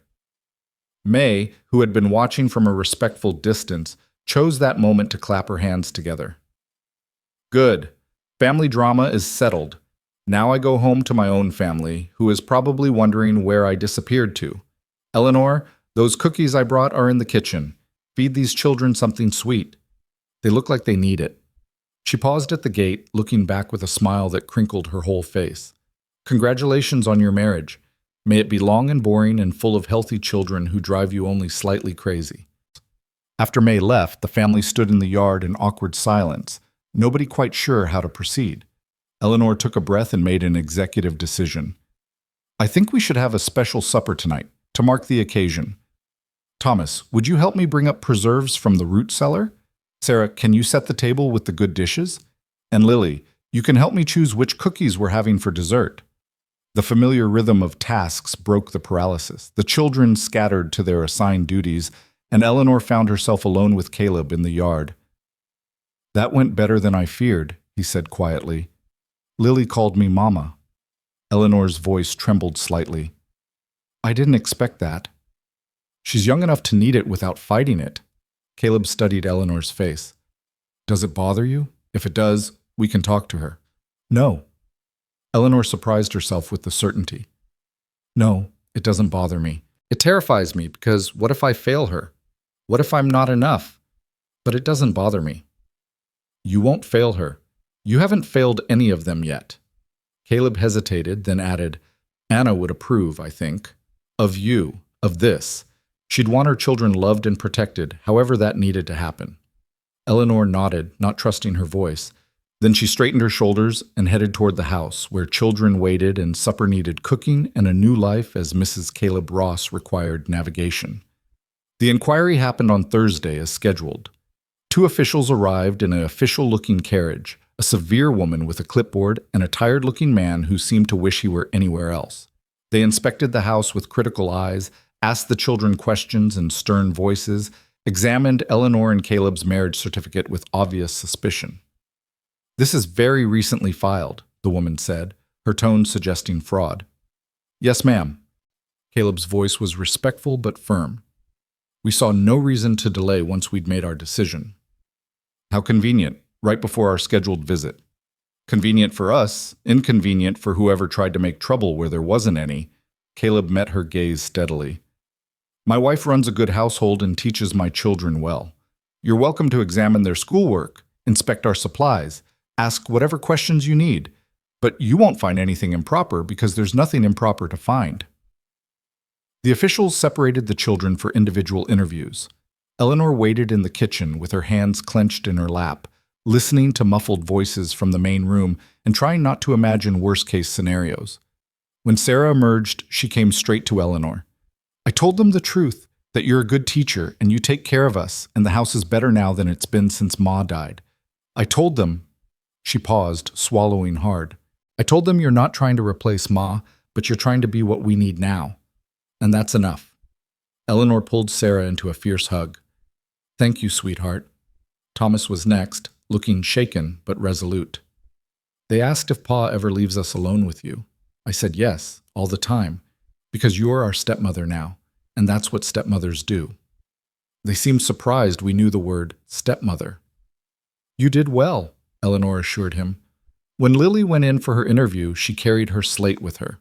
Eleanor learned later that when asked if she was happy in the household, Lily had simply written yes in large letters and shown it to the officials. Then she'd written Mama and pointed at Eleanor through the doorway. The inspection concluded with the severe woman making notes on her clipboard while the tired man examined Caleb's ranch ledgers and Eleanor's meticulously updated household accounts. Finally, they convened in the main room where the whole family waited. "The household appears to be adequately maintained," the woman said, her tone suggesting she was disappointed not to find grounds for removal. "The children are clean, well-fed, and receiving education appropriate to their ages. The marriage certificate, while recently filed, appears legitimate. We see no immediate cause for intervention." Eleanor felt Caleb's hand find hers under the table, squeezing once with relief and gratitude. "However," the woman continued, "we will be monitoring this situation. Any complaints or concerns raised in the future will trigger another investigation. Do you understand?" "Yes, ma'am," Caleb and Eleanor said in unison. After the officials left, the family sat in stunned silence for a long moment. Then Thomas started laughing, a slightly hysterical sound that broke the tension like shattering glass. "We did it," he said. "They can't separate us." "No," Caleb agreed, his voice thick with emotion. "They can't." That night, after the children were in bed, Eleanor and Caleb sat together at the kitchen table with coffee and the comfortable quiet of people who'd weathered a storm together. "I need to tell you something," Eleanor said, turning her cup in her hands. "When I came here, I was running away. From Boston, from people who defined me by what I couldn't give them, from expectations I couldn't meet. I thought if I could just find a place where nobody knew me, where I could be useful without being measured against impossible standards, I'd be happy." "And are you?" Caleb asked quietly. "Happy?" Eleanor considered the question seriously. "I'm not sure happy is the right word. I'm needed here, which is different. I'm building something that matters, which feels better than happiness. She paused, searching for truth. "I'm becoming someone I didn't know I could be. A teacher, a housekeeper, a wife, at least on paper. And maybe, if those children want it, something like a mother. Not Anna, never Anna, but someone who stays. That's all any of us can ask for," Caleb said. "Someone who stays." They sat in companionable silence, and Eleanor realized that this quiet partnership, this shared purpose, this household built on honesty rather than romance, felt more real than any of the futures she'd been offered in Boston. She'd come west to escape being defined by marriage and motherhood, only to find that accepting both on her own terms, for her own reasons, didn't diminish her at all. It might even be setting her free. The freedom Eleanor had discovered came with a weight she hadn't anticipated. Being Mrs. Ross meant something different in town than it did at the ranch. When she accompanied Caleb to the mercantile the following week, women who'd previously looked through her now nodded with grudging acceptance. The whispers changed from scandalized speculation to a different kind of judgment, the measuring gaze of wives evaluating whether she'd earned her place among them. Mrs. Patterson, the banker's wife, cornered Eleanor by the fabric display with a smile that didn't reach her eyes. "Mrs. Ross, how lovely to see you properly settled. I must say we were all quite surprised by how quickly the wedding happened." "It seemed practical given the circumstances," Eleanor replied, keeping her voice neutral as she examined a bolt of cotton. "The children needed stability." "Of course the children." Mrs. Patterson's tone suggested she believed no such thing. "Still, it must be quite an adjustment, going from hired help to mistress of the household overnight." Eleanor met the woman's gaze directly. "I was never hired help, Mrs. Patterson. I was a teacher and housekeeper. Now I'm a wife and stepmother. The work itself hasn't changed much, just the legal standing." She selected the cotton and moved toward the counter, ending the conversation with polite finality. But the encounter left her unsettled. She'd thought marriage would silence the gossip, but instead it had simply redirected it. Now, instead of questioning her morals, people questioned her motives. "Gold digger," some whispered, opportunist who'd trapped a grieving widower, calculating woman who'd used his children to secure her position. "Don't let them get to you," Caleb said on the ride home, after Eleanor had relayed the conversation with unusual bitterness. "People will always find something to criticize. Best to just live your life and let your actions speak for themselves." Easy for you to say. You're not the one being measured against a dead saint. Eleanor regretted the words the moment they left her mouth. I'm sorry. That was unkind. No, it was honest. Caleb's hands were steady on the reins, his profile unreadable. Anna wasn't a saint. She was a good woman who worked hard and loved her children, but she had her flaws like anyone. People forget that because it's easier to idealize the dead than remember them as they actually were. What was she really like? Eleanor asked softly. Not the legend everyone talks about. The real Anna. Caleb was quiet for so long, Eleanor thought he wouldn't answer. Then he said, she was stubborn as a mule. Refused to admit when she was wrong about something. Got so focused on a task she'd forget to eat. Terrible at asking for help, even when she needed it desperately. His voice softened with memory. But she made the house feel warm even in winter. Sang while she worked, off-key, but happy. Taught the children to see wonder in ordinary things. And she loved me even when I didn't deserve it, which was more often than I like to admit. Eleanor felt something shift in her chest. Not jealousy exactly, but a recognition of the impossible standard she'd been measuring herself against. I can't be that for them. That kind of warmth, that kind of natural mothering, it doesn't come easily to me. They don't need you to be Anna. Caleb glanced at her, his gray eyes serious. They need you to be Eleanor, steady and smart and honest. Someone who keeps her promises and doesn't run when things get hard. That's worth more than warmth in the long run. The words settled into Eleanor like seeds finding soil. She'd spent so long trying not to be something, not to be the barren disappointment Boston had labeled her, not to be the replacement everyone seemed to expect, that she'd forgotten to simply be herself. Competent, reserved, more comfortable with books than sentiment, but capable of deep loyalty once it was earned. Maybe that was enough. The weeks that followed established new rhythms in the household. Eleanor continued teaching the children each morning, but now Sarah sat close enough that their shoulders touched during reading lessons. Thomas started bringing her questions unprompted, seeking her opinion on everything from arithmetic to whether it was normal to feel angry at his mother for dying. And Lily, precious Lily, had taken to calling Eleanor Mama with such casual certainty that even Sarah had stopped flinching at the sound. One afternoon in late October, Eleanor was helping Sarah with a particularly difficult composition when raised voices erupted from outside. She and Sarah rushed to the window to see Caleb and Thomas facing off in the yard, both their faces flushed with anger. I'm not a child anymore, Thomas's voice cracked with adolescent fury. I can handle the north pasture on my own. You're 12 years old, Caleb shot back. That fence line runs close to Murphy Land, and they've been having trouble with rustlers. I'm not risking you getting caught up in something dangerous. You just don't trust me. Thomas's hands were clenched into fists. You think I'm going to mess everything up like I always do. That's not what I said. It's what you meant. Thomas wheeled around and stormed toward the barn, his shoulders shaking with emotion. Caleb stood frozen in the yard, frustration and helplessness warring on his face. Eleanor made a decision quickly, turning to Sarah. Keep Lily with you. I need to talk to your father. She found Caleb still standing where Thomas had left him, staring at the barn with the expression of a man who'd just watched something precious slip through his fingers.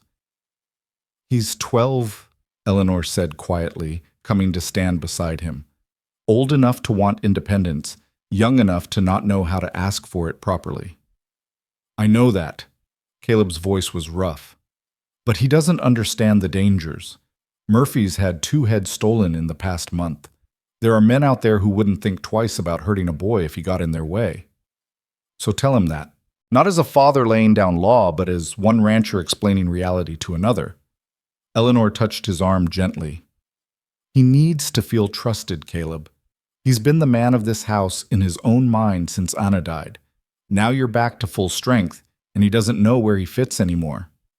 Caleb looked at her with something like wonder. How do you know that? Because I was paying attention. Eleanor smiled slightly. That's what teachers do. We watch how children navigate their worlds and try to help them make sense of the journey. Will you talk to him? You're better at this than I am. No. Eleanor squeezed his arm once and let go. This is between you and your son. He needs to hear from you that he matters, that his feelings are valid. That you see him becoming a man. I can't give him that. Only you can." Caleb nodded slowly, then squared his shoulders and walked toward the barn. Eleanor returned to the house where Sarah was waiting by the window, Lily clutched protectively in her arms. "Are they going to fight?" Sarah's voice was small, younger than her 9 years. "No, sweetheart. They're going to talk. There's a difference." Eleanor gathered both girls close. "Your father and brother love each other very much. Sometimes love looks like anger when people don't know how to say what they really mean." They waited together, the three of them, until Caleb and Thomas emerged from the barn nearly an hour later. Thomas's eyes were red, but his shoulders were straighter. Caleb's hand rested on his son's shoulder with a gentleness that made Eleanor's throat tight. That night at supper, Caleb announced that Thomas would be riding the North Pasture Line starting next week, with proper training first, and with the understanding that he'd report any suspicious activity immediately rather than trying to handle it himself. Thomas's smile could have lit the whole territory. "Thank you," Caleb said to Eleanor later after the children were in bed. They were in the kitchen, Eleanor washing dishes while he dried, a routine they'd fallen into without discussing it. "For knowing what I needed to do, even when I didn't." "You would have figured it out," Eleanor handed him a wet plate. "You're a better father than you give yourself credit for." "I'm trying to be." He set the plate on the stack with careful precision. "It's harder without Anna. She knew how to navigate their feelings. I just know how to fix fences and breed cattle." "You're learning the rest." Eleanor plunged her hands back into the warm water. "We both are." The words hung between them, acknowledging something that had been growing quietly in the spaces of their practical partnership. They were learning each other, learning this strange marriage that wasn't a marriage, learning to be partners in raising children neither of them had fully chosen, but both were committed to protecting. Winter arrived early that year, bringing snow and thick blankets that transformed the ranch into something from a storybook. Eleanor woke one morning to find Lily's face pressed against the window, her breath fogging the glass as she stared in wonder at the white landscape. "First big snow," Sarah explained, appearing at Eleanor's elbow with coffee already poured. "Lily was only 3 last time it snowed like this. She doesn't really remember." Eleanor accepted the coffee gratefully, touched by the gesture. Sarah had been bringing her coffee in the mornings lately, a small kindness that felt like trust being built cup by cup. "Should we take her out to play in it?" Sarah's face lit up with an expression Eleanor had never seen before, pure childish joy, untempered by grief or responsibility. "Really? We can?" "Of course we can. After breakfast and chores, we'll bundle up and build a snowman. Or a snow fort. Whatever you'd like." Eleanor ruffled Sarah's hair gently, a gesture she'd been working up the courage to try. When Sarah leaned into the touch rather than pulling away, Eleanor's heart did something complicated in her chest. The morning was chaos in the best way. Finding mittens and scarves, layering clothes until the children looked like small moving bundles of wool. Caleb and Thomas had morning chores regardless of weather, but they promised to join the snow activities when the barn work was done. Outside, the world was transformed. Snow-muffled sound made everything clean and new. Lily threw herself into the drifts with abandon, laughing, actually laughing, as snow covered her face and hair. Sarah showed her how to make snow angels, their shapes pressed into perfect whiteness like secrets the earth was keeping. Eleanor helped them build a snowman using stones for eyes and a carrot from the kitchen for the nose. It was lopsided and slightly sinister looking, but the girls declared it perfect. They named him Chester and insisted he needed a hat. So Eleanor sacrificed one of her old bonnets to crown their creation. "Mama, look!" Lily's voice rang out clear and strong. "I made a snowbird!" Eleanor turned to see Lily holding up a small mound of packed snow with twigs stuck in for wings. The casual use of "mama," combined with Lily's obvious pride in her creation, hit Eleanor with unexpected force. This child who'd barely spoken when Eleanor arrived now chattered constantly, her silence broken by trust and time and the simple accumulation of days spent feeling safe. "It's beautiful, sweetheart."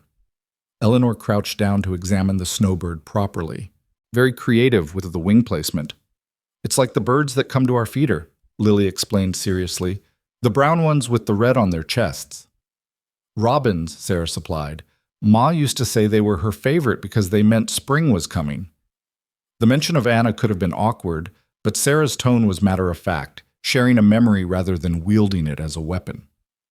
Eleanor met her eyes over Lily's head and saw something she'd been hoping for: acceptance. Not replacement, not forgetting, but making room for both the mother they'd lost and the one they'd found. Caleb and Thomas emerged from the barn to find the yard transformed into a winter wonderland of questionable sculptures and laughing females.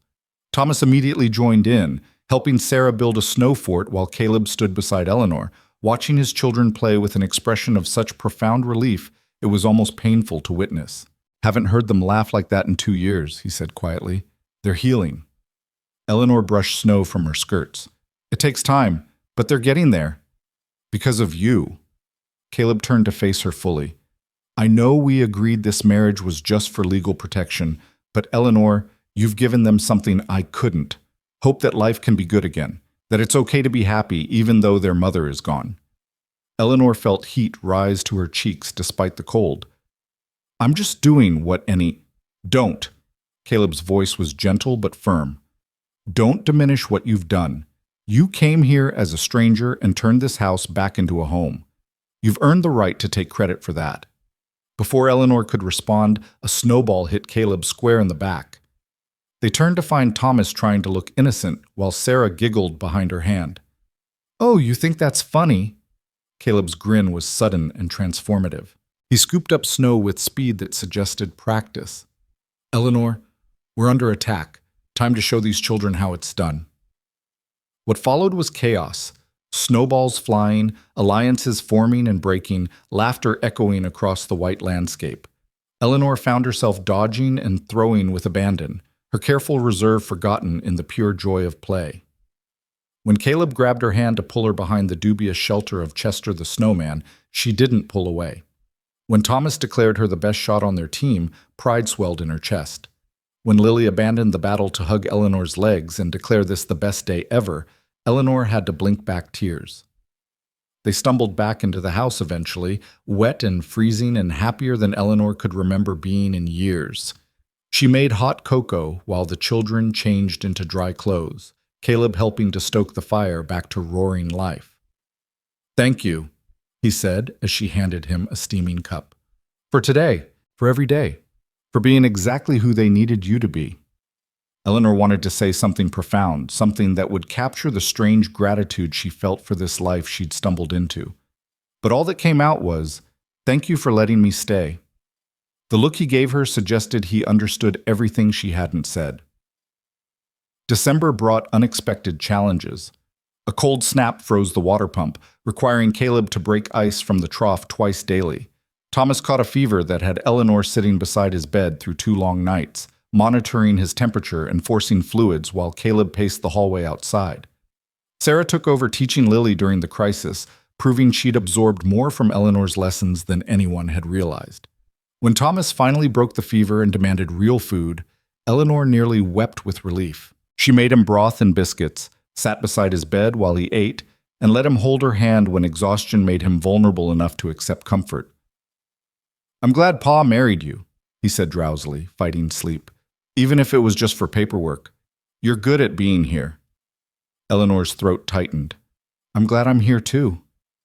"Do you think—" Thomas hesitated. "Do you think Ma would mind that we're calling you Mama, that we're happy even though she's gone?" Eleanor chose her words carefully, aware of how much weight they carried. "I think your mother loved you more than anything in the world, and people who love that much want their children to be happy, even if they can't be the ones providing that happiness anymore. She'd want you to live, Thomas, to laugh and grow and build a good life. Honoring her memory doesn't mean staying sad forever." Thomas nodded against his pillow, tears sliding down his fevered cheeks. "I miss her, but I'm glad you're here too. Is that okay?" "Yes, sweetheart." Eleanor smoothed his hair back from his forehead. "That's more than okay. That's exactly how it should be." He fell asleep holding her hand, and Eleanor sat there long after his breathing had evened out, watching this boy who'd let her into his carefully guarded heart and feeling the weight and wonder of that trust. Christmas approached with surprising warmth despite the snow outside.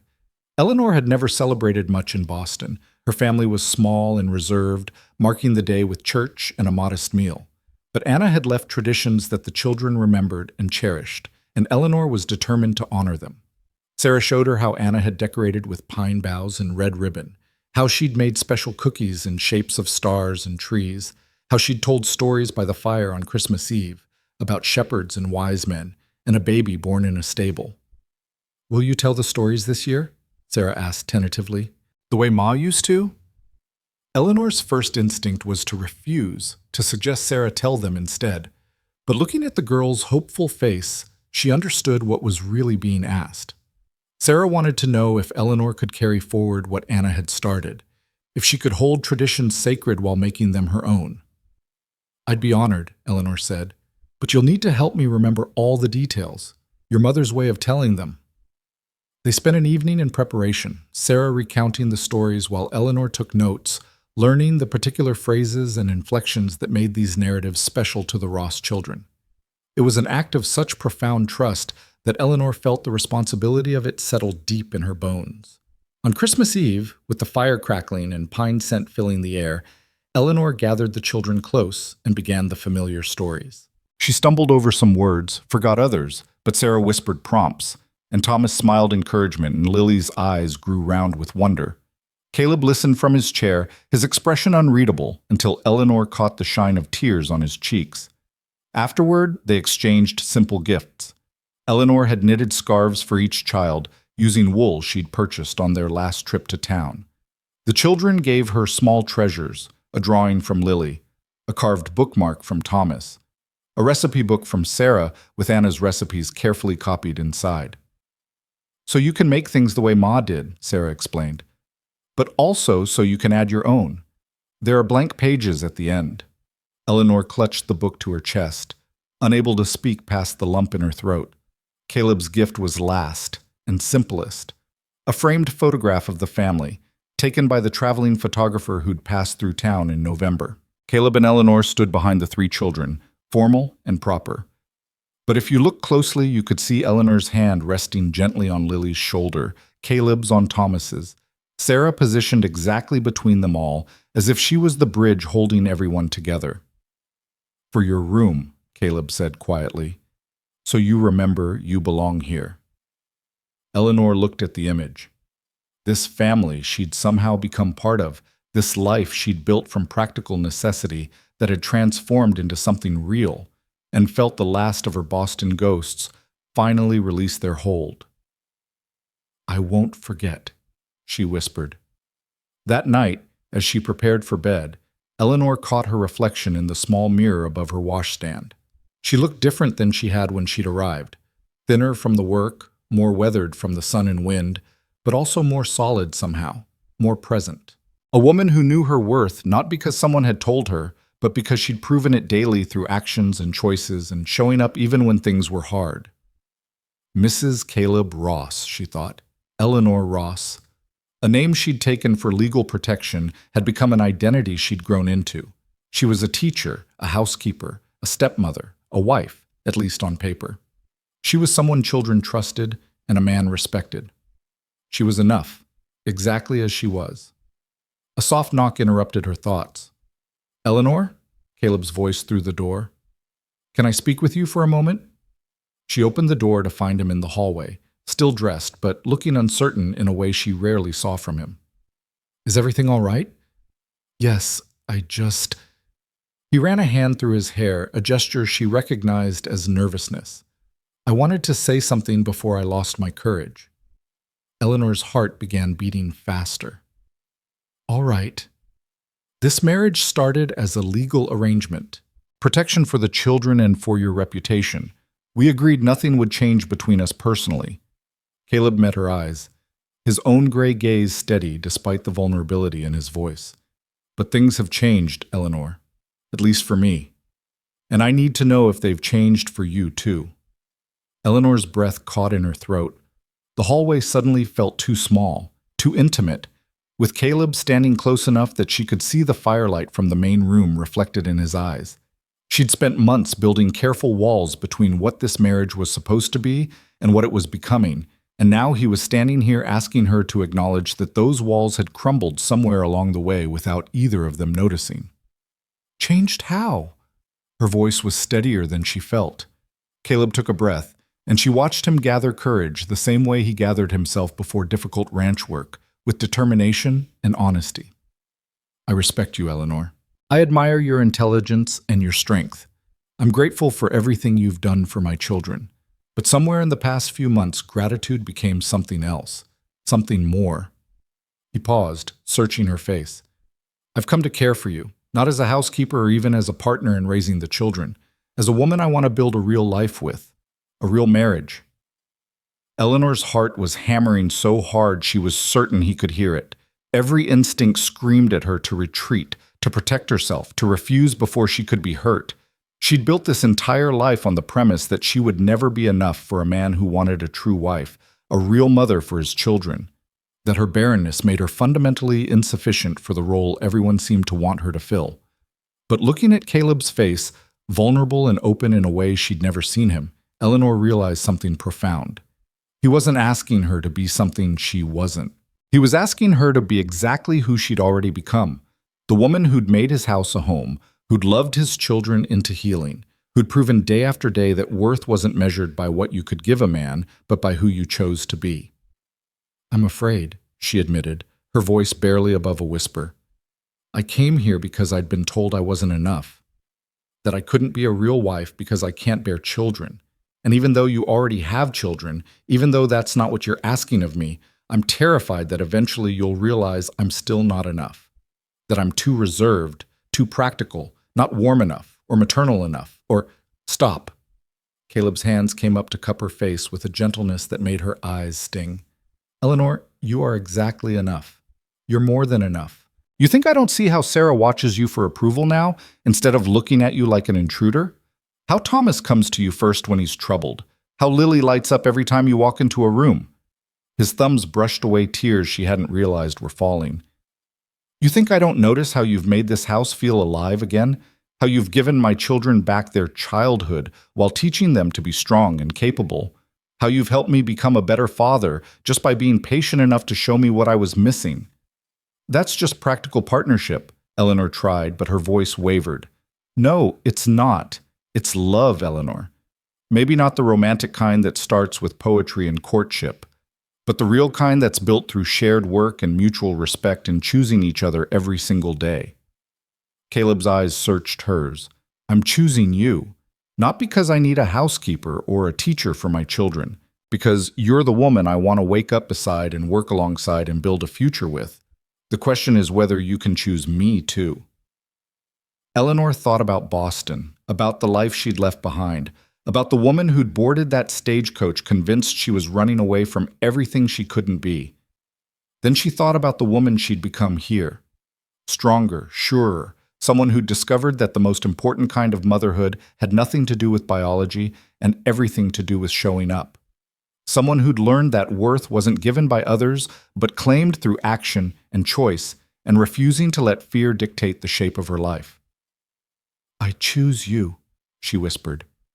I choose this, all of it, not because it's practical or safe, but because somewhere in the chaos of cooking and teaching and trying to honor Anna's memory while finding my own place, I fell in love with your children, and with you, with the man who trusted me enough to let me into his family's life, who sees me as I am and thinks that's enough.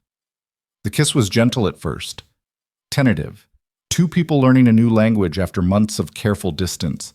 But then Caleb's arms came around her properly, and Eleanor let herself lean into the embrace, into the solid reality of this man who'd offered her partnership and was now offering something far more precious, the chance to be chosen not despite her limitations, but because of who she'd proven herself to be within them. When they finally pulled apart, both slightly breathless, Eleanor laughed shakily. The children are going to have questions. Let them question. Caleb's smile was warm, transforming his usually serious face. We'll tell them the truth, that we started as practical partners and became something real, that sometimes the best marriages grow from friendship and respect rather than grand passion, that their mother will always be their mother, but you're not a replacement. You're something new, something equally precious. They stood in the hallway for a long moment, foreheads touching, breathing the same air, until the sound of small feet made them pull apart. Lily appeared in her nightgown, rubbing sleepy eyes. "Mama? Papa? Why are you in the hallway?" The casual use of Papa for Caleb instead of Pa stopped them both. Lily had always called him Pa, the way Anna had. This was new, a way of marking that things had shifted, that the family structure had evolved into something different but equally valid. "We were just talking, sweetheart," Eleanor said, moving to scoop Lily up. The little girl came willingly, wrapping her arms around Eleanor's neck with the casual trust of a child who knew she was loved. "Did you have a bad dream?" "No, I just wanted to make sure you were still here." Lily's eyes were already drifting closed again, safe in Eleanor's arms. "Sometimes I wake up and get scared everyone will disappear." Caleb touched Lily's back gently. "We're not going anywhere, little one. This is our home. All of us together." Eleanor carried Lily back to the room she shared with Sarah, tucking her into bed beside her sister. Sarah was awake too, watching with knowing eyes that suggested she'd heard more of the hallway conversation than Eleanor would have preferred. "About time," Sarah whispered as Eleanor leaned down to kiss her forehead. "You two have been dancing around each other for weeks. It was getting painful to watch." Eleanor felt heat rise to her cheeks. "You're too observant for your own good." "Ma always said that too." Sarah's smile was soft in the lamplight. "But she also said being observant meant caring about people enough to pay attention. I pay attention because I care, Mama, about you and Pa and all of us.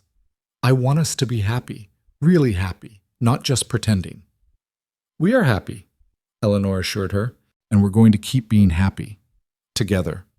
She returned to the hallway to find Caleb waiting, and this time when he took her hand it felt natural, right? Like something that should have been happening all along. They walked to the main room together, to the dying fire and the pine boughs and the peaceful silence of a house full of sleeping children and new possibilities. "I should probably go to my room," Eleanor said, but she didn't move to leave. "You should." Caleb didn't let go of her hand. "But Eleanor, I want you to know this doesn't have to change overnight. We can take whatever time you need to feel comfortable with this being real. I'm not going anywhere." "I know." Eleanor squeezed his hand. "That's what makes this possible. Knowing you see me as I am, and that's what you want, not some idealized version or replacement for what you lost. Just me." "Just you," Caleb confirmed. "Although there's nothing just about you, Eleanor Ross. You're extraordinary, even if you're too modest to see it." Eleanor went to bed that night with her heart full and her mind spinning with the magnitude of what had shifted. She'd come to New Mexico territory running from the expectation that marriage and motherhood defined a woman's worth. Now she was choosing both, but on her own terms, built on a foundation of mutual respect and genuine partnership rather than romantic fantasy or social obligation.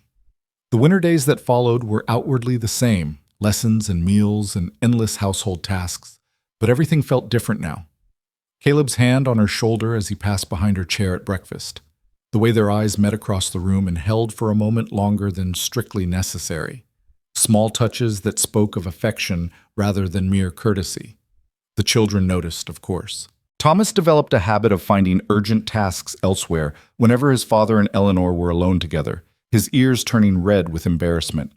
Sarah smiled with knowing satisfaction, and Lily simply accepted it with a child's flexible certainty that, of course, Mama and Papa loved each other because that's what parents did. January brought a cold snap that froze everything solid and tested the family's resources. The cattle needed constant tending, water sources had to be broken free of ice multiple times daily, and the house required constant fire feeding to stay warm. Eleanor worked alongside Caleb and Thomas with a determination that earned new respect from both.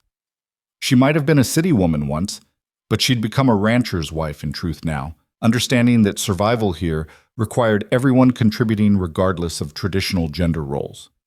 One particularly brutal morning, Eleanor was helping Caleb break ice from the trough when a rider appeared on the horizon. Visitors were rare in winter, and the sight immediately put Caleb on alert.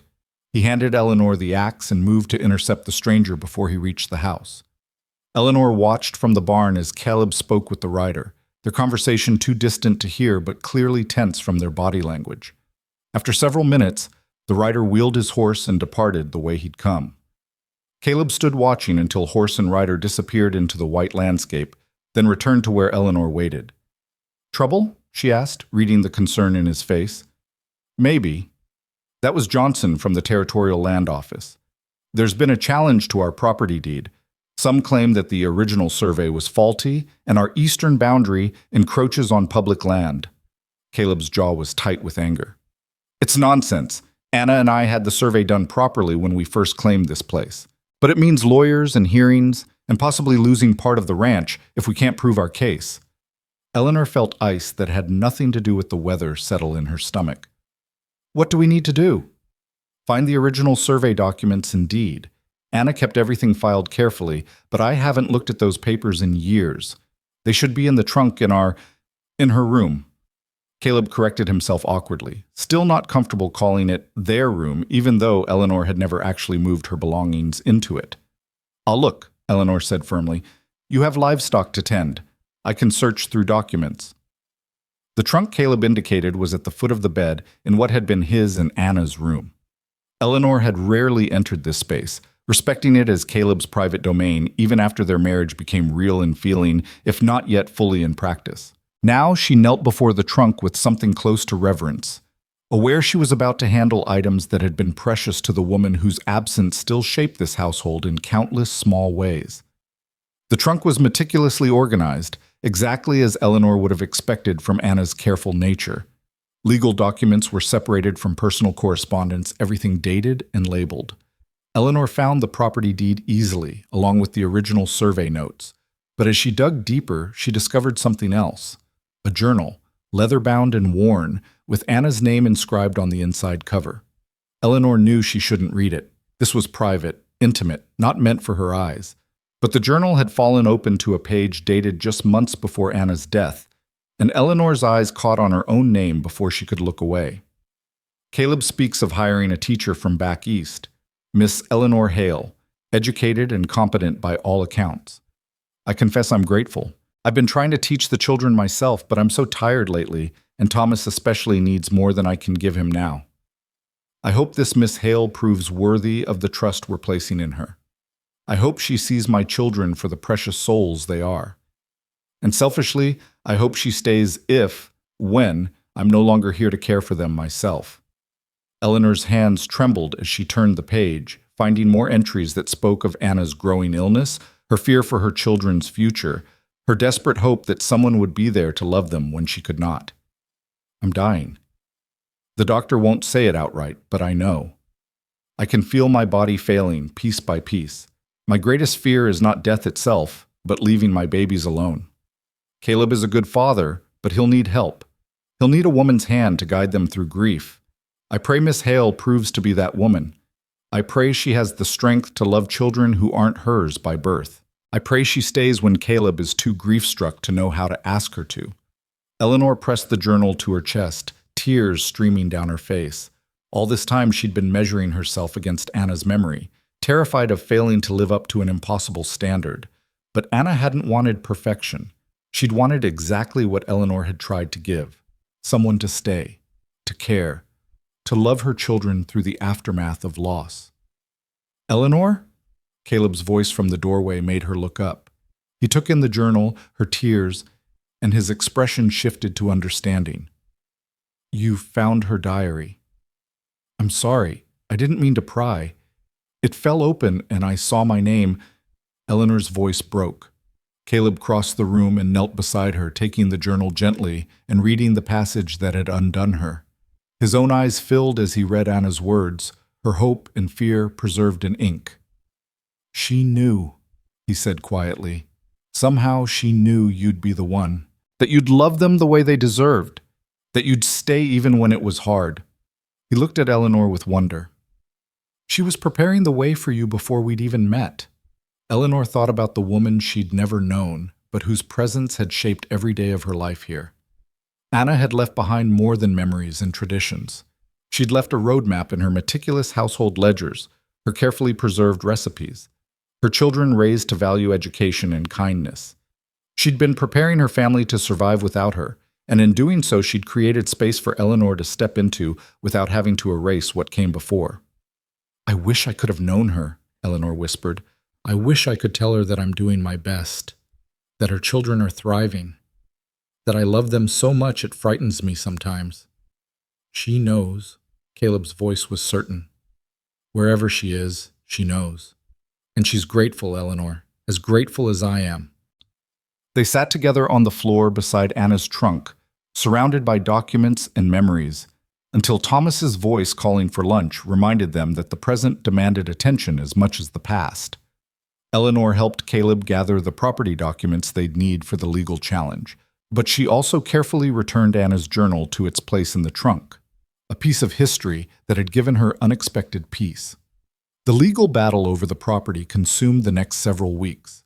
Caleb made multiple trips to town to meet with lawyers and present documentation. Eleanor ran the ranch in his absence, working with Thomas to manage the livestock and keep the household functioning.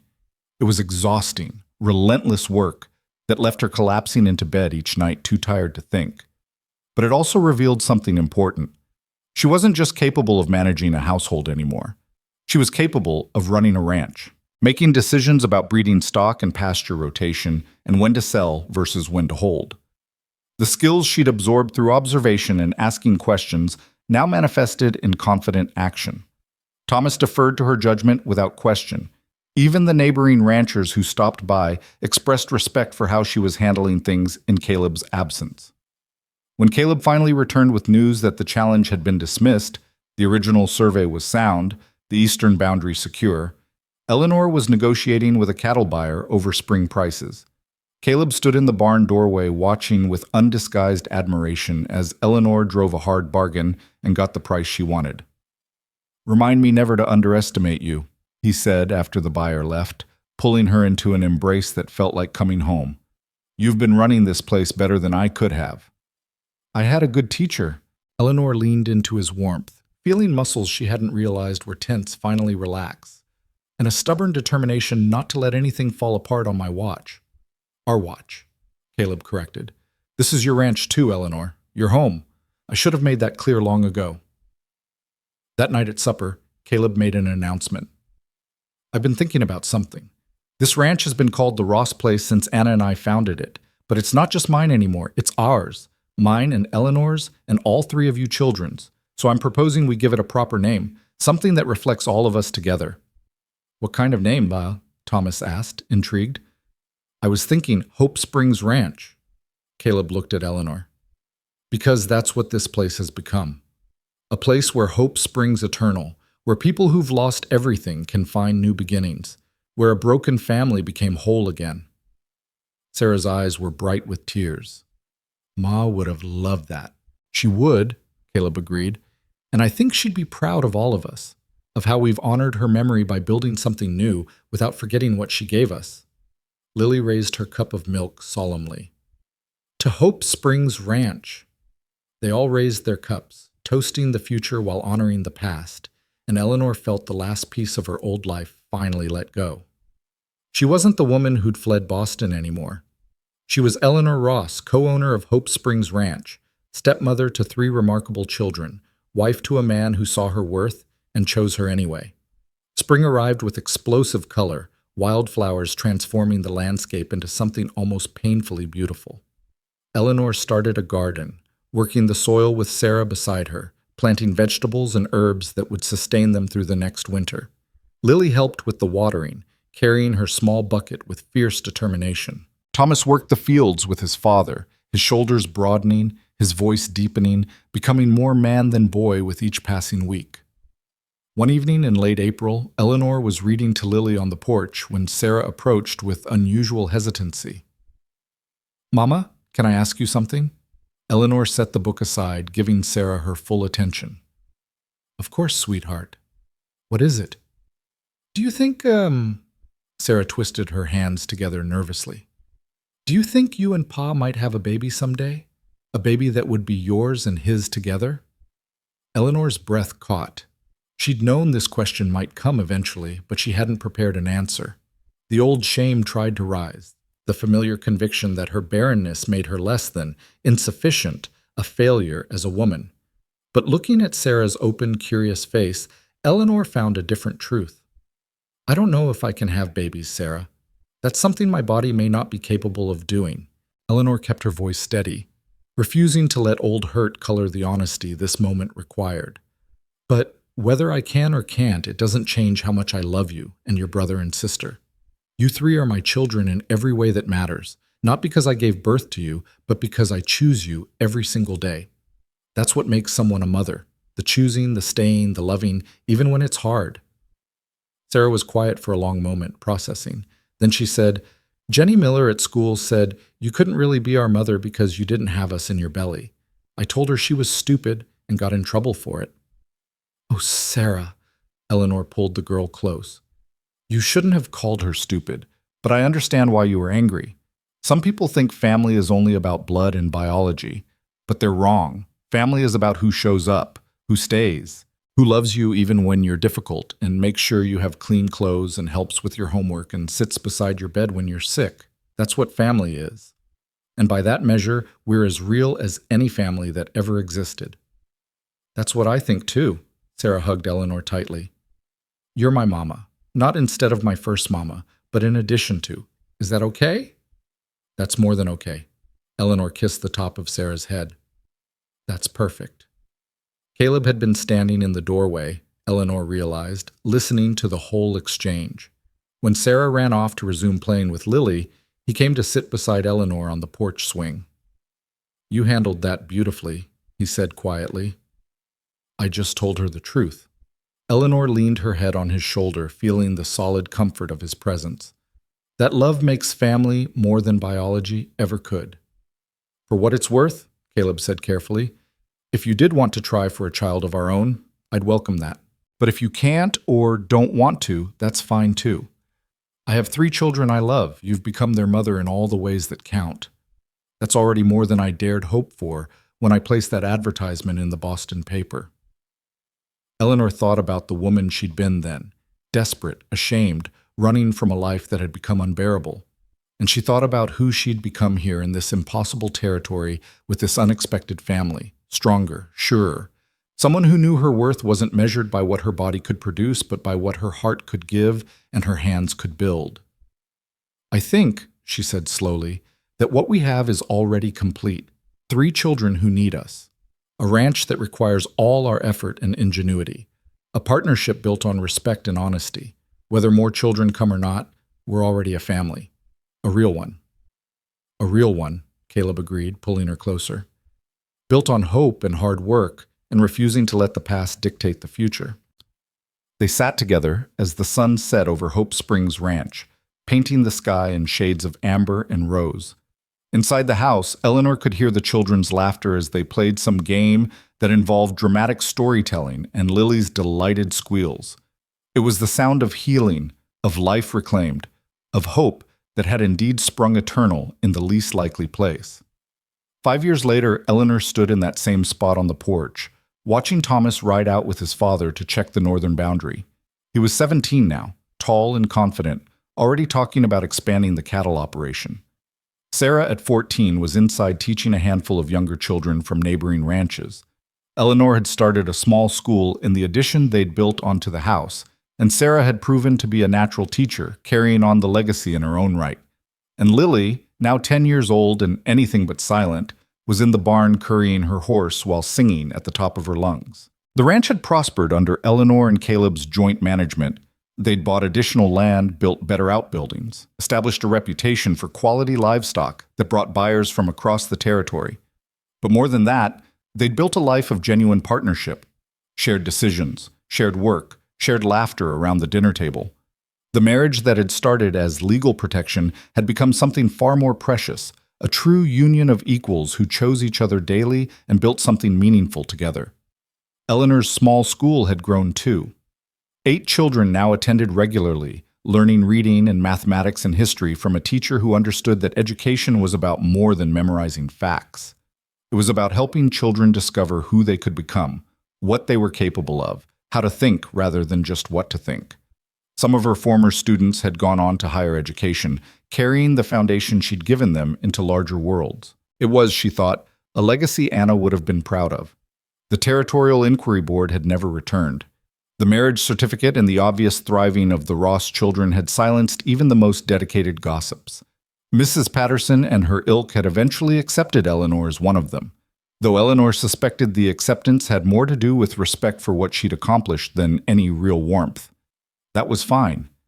Eleanor had learned she didn't need everyone's approval, just the love of the people who mattered. Mei Chen had become a true friend, stopping by weekly for tea and conversation. She'd been the one to hold Eleanor's hand through 2 miscarriages, the body's cruel reminder that some doors remained closed, no matter how much the heart wished them open. But May had also been the one to remind Eleanor that 3 thriving children was wealth beyond measure, that motherhood counted in moments of care rather than biological connection, that worth had nothing to do with what you couldn't do and everything to do with what you chose to give.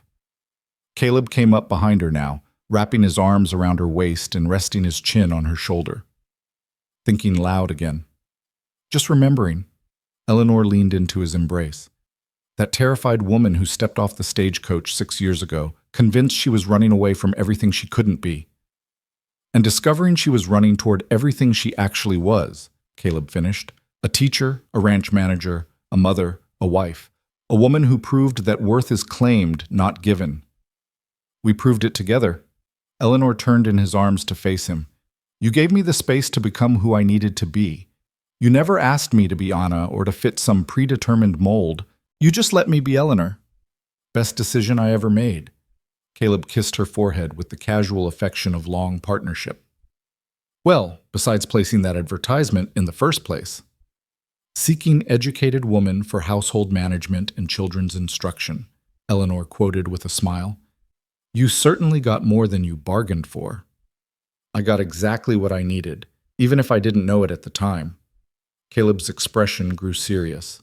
Thank you, Eleanor, for staying when you could have left, for loving my children when you'd been told you couldn't be a mother, for building this life with me when neither of us were sure we'd ever find happiness again.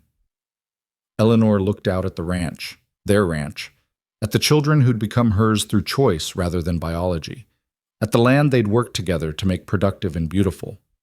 She thought about Anna's journal entries, about hope and prayer and preparation, about how sometimes the greatest acts of love were the ones that made room for other people to love in your absence.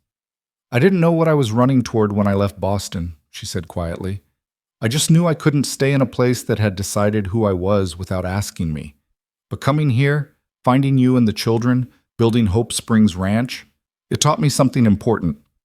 We don't always get to choose the circumstances we're given, but we do get to choose what we make of them. And I choose this. Every day, I choose this life, this family, this version of myself that I didn't know existed until I had the courage to claim it. Sarah called from inside. Supper was ready, the students had all gone home, and Lily was demanding her favorite cornbread. Thomas and Caleb would be back within the hour, hungry and ready to hear about everyone's day. It was ordinary, domestic, the kind of life Eleanor had once thought would suffocate her. Instead, it had set her free. As she and Caleb headed inside to the warmth and noise and beautiful chaos of family dinner, Eleanor caught sight of the framed photograph on the wall, the one from that first Christmas, showing a family in formation. But beside it now hung a newer photograph taken just last month. The same 5 people, but transformed by time and love. Thomas nearly as tall as his father. Sarah's face losing its childhood roundness, becoming elegant with approaching womanhood. Lily grinning with gap-toothed joy. Caleb's arm around Eleanor's shoulders. And Eleanor herself, looking directly at the camera with confidence that would have astonished the woman who'd fled Boston. This was who she'd become. Not despite the journey, but because of it. Not in rejection of what she couldn't be, but in embrace of what she chose to give. A teacher who'd learned her most important lessons from the children she taught. A wife who'd discovered that the deepest partnerships were built on honesty rather than romance. A mother who'd proven that the most important thing you could give a child was the decision to stay, to show up, to choose them again and again, even when it was hard. She was Eleanor Ross of Hope Springs Ranch, and she was finally, completely Enough. The evening unfolded as countless evenings had before. Food shared, stories told, small conflicts mediated, laughter that filled the house like light. After dinner, Thomas showed his father calculations for next season's breeding program. Sarah read aloud from a book of poetry while Lily drew pictures of horses. Caleb worked on accounts while Eleanor mended clothes, their companionable silence speaking of comfort and trust. When the children finally headed to bed, Eleanor made her rounds, kissing foreheads, straightening blankets, listening to the small stories and concerns that emerged in the safety of lamplight and approaching sleep. This ritual had become sacred to her, this final check that everyone she loved was safe and settled and ready for tomorrow. "Mama?" Lily's sleepy voice stopped her at the door. "Will you always be here? Even when I'm grown up?" "I'll always be your mother," Eleanor promised. "No matter how old you get or how far you travel, that doesn't change." "Good." Lily burrowed deeper into her blankets. "I like having you as my mama. You're exactly the right kind." Eleanor carried those words back to her own room, the room she now shared with Caleb, the last barrier between legal marriage and real partnership having fallen naturally over time. He was already in bed, reading by lamplight, and he looked up with a smile when she entered. "All settled?" "All settled." Eleanor changed into her nightgown and slipped under the quilts beside him. Lily wanted reassurance that I'll always be her mother.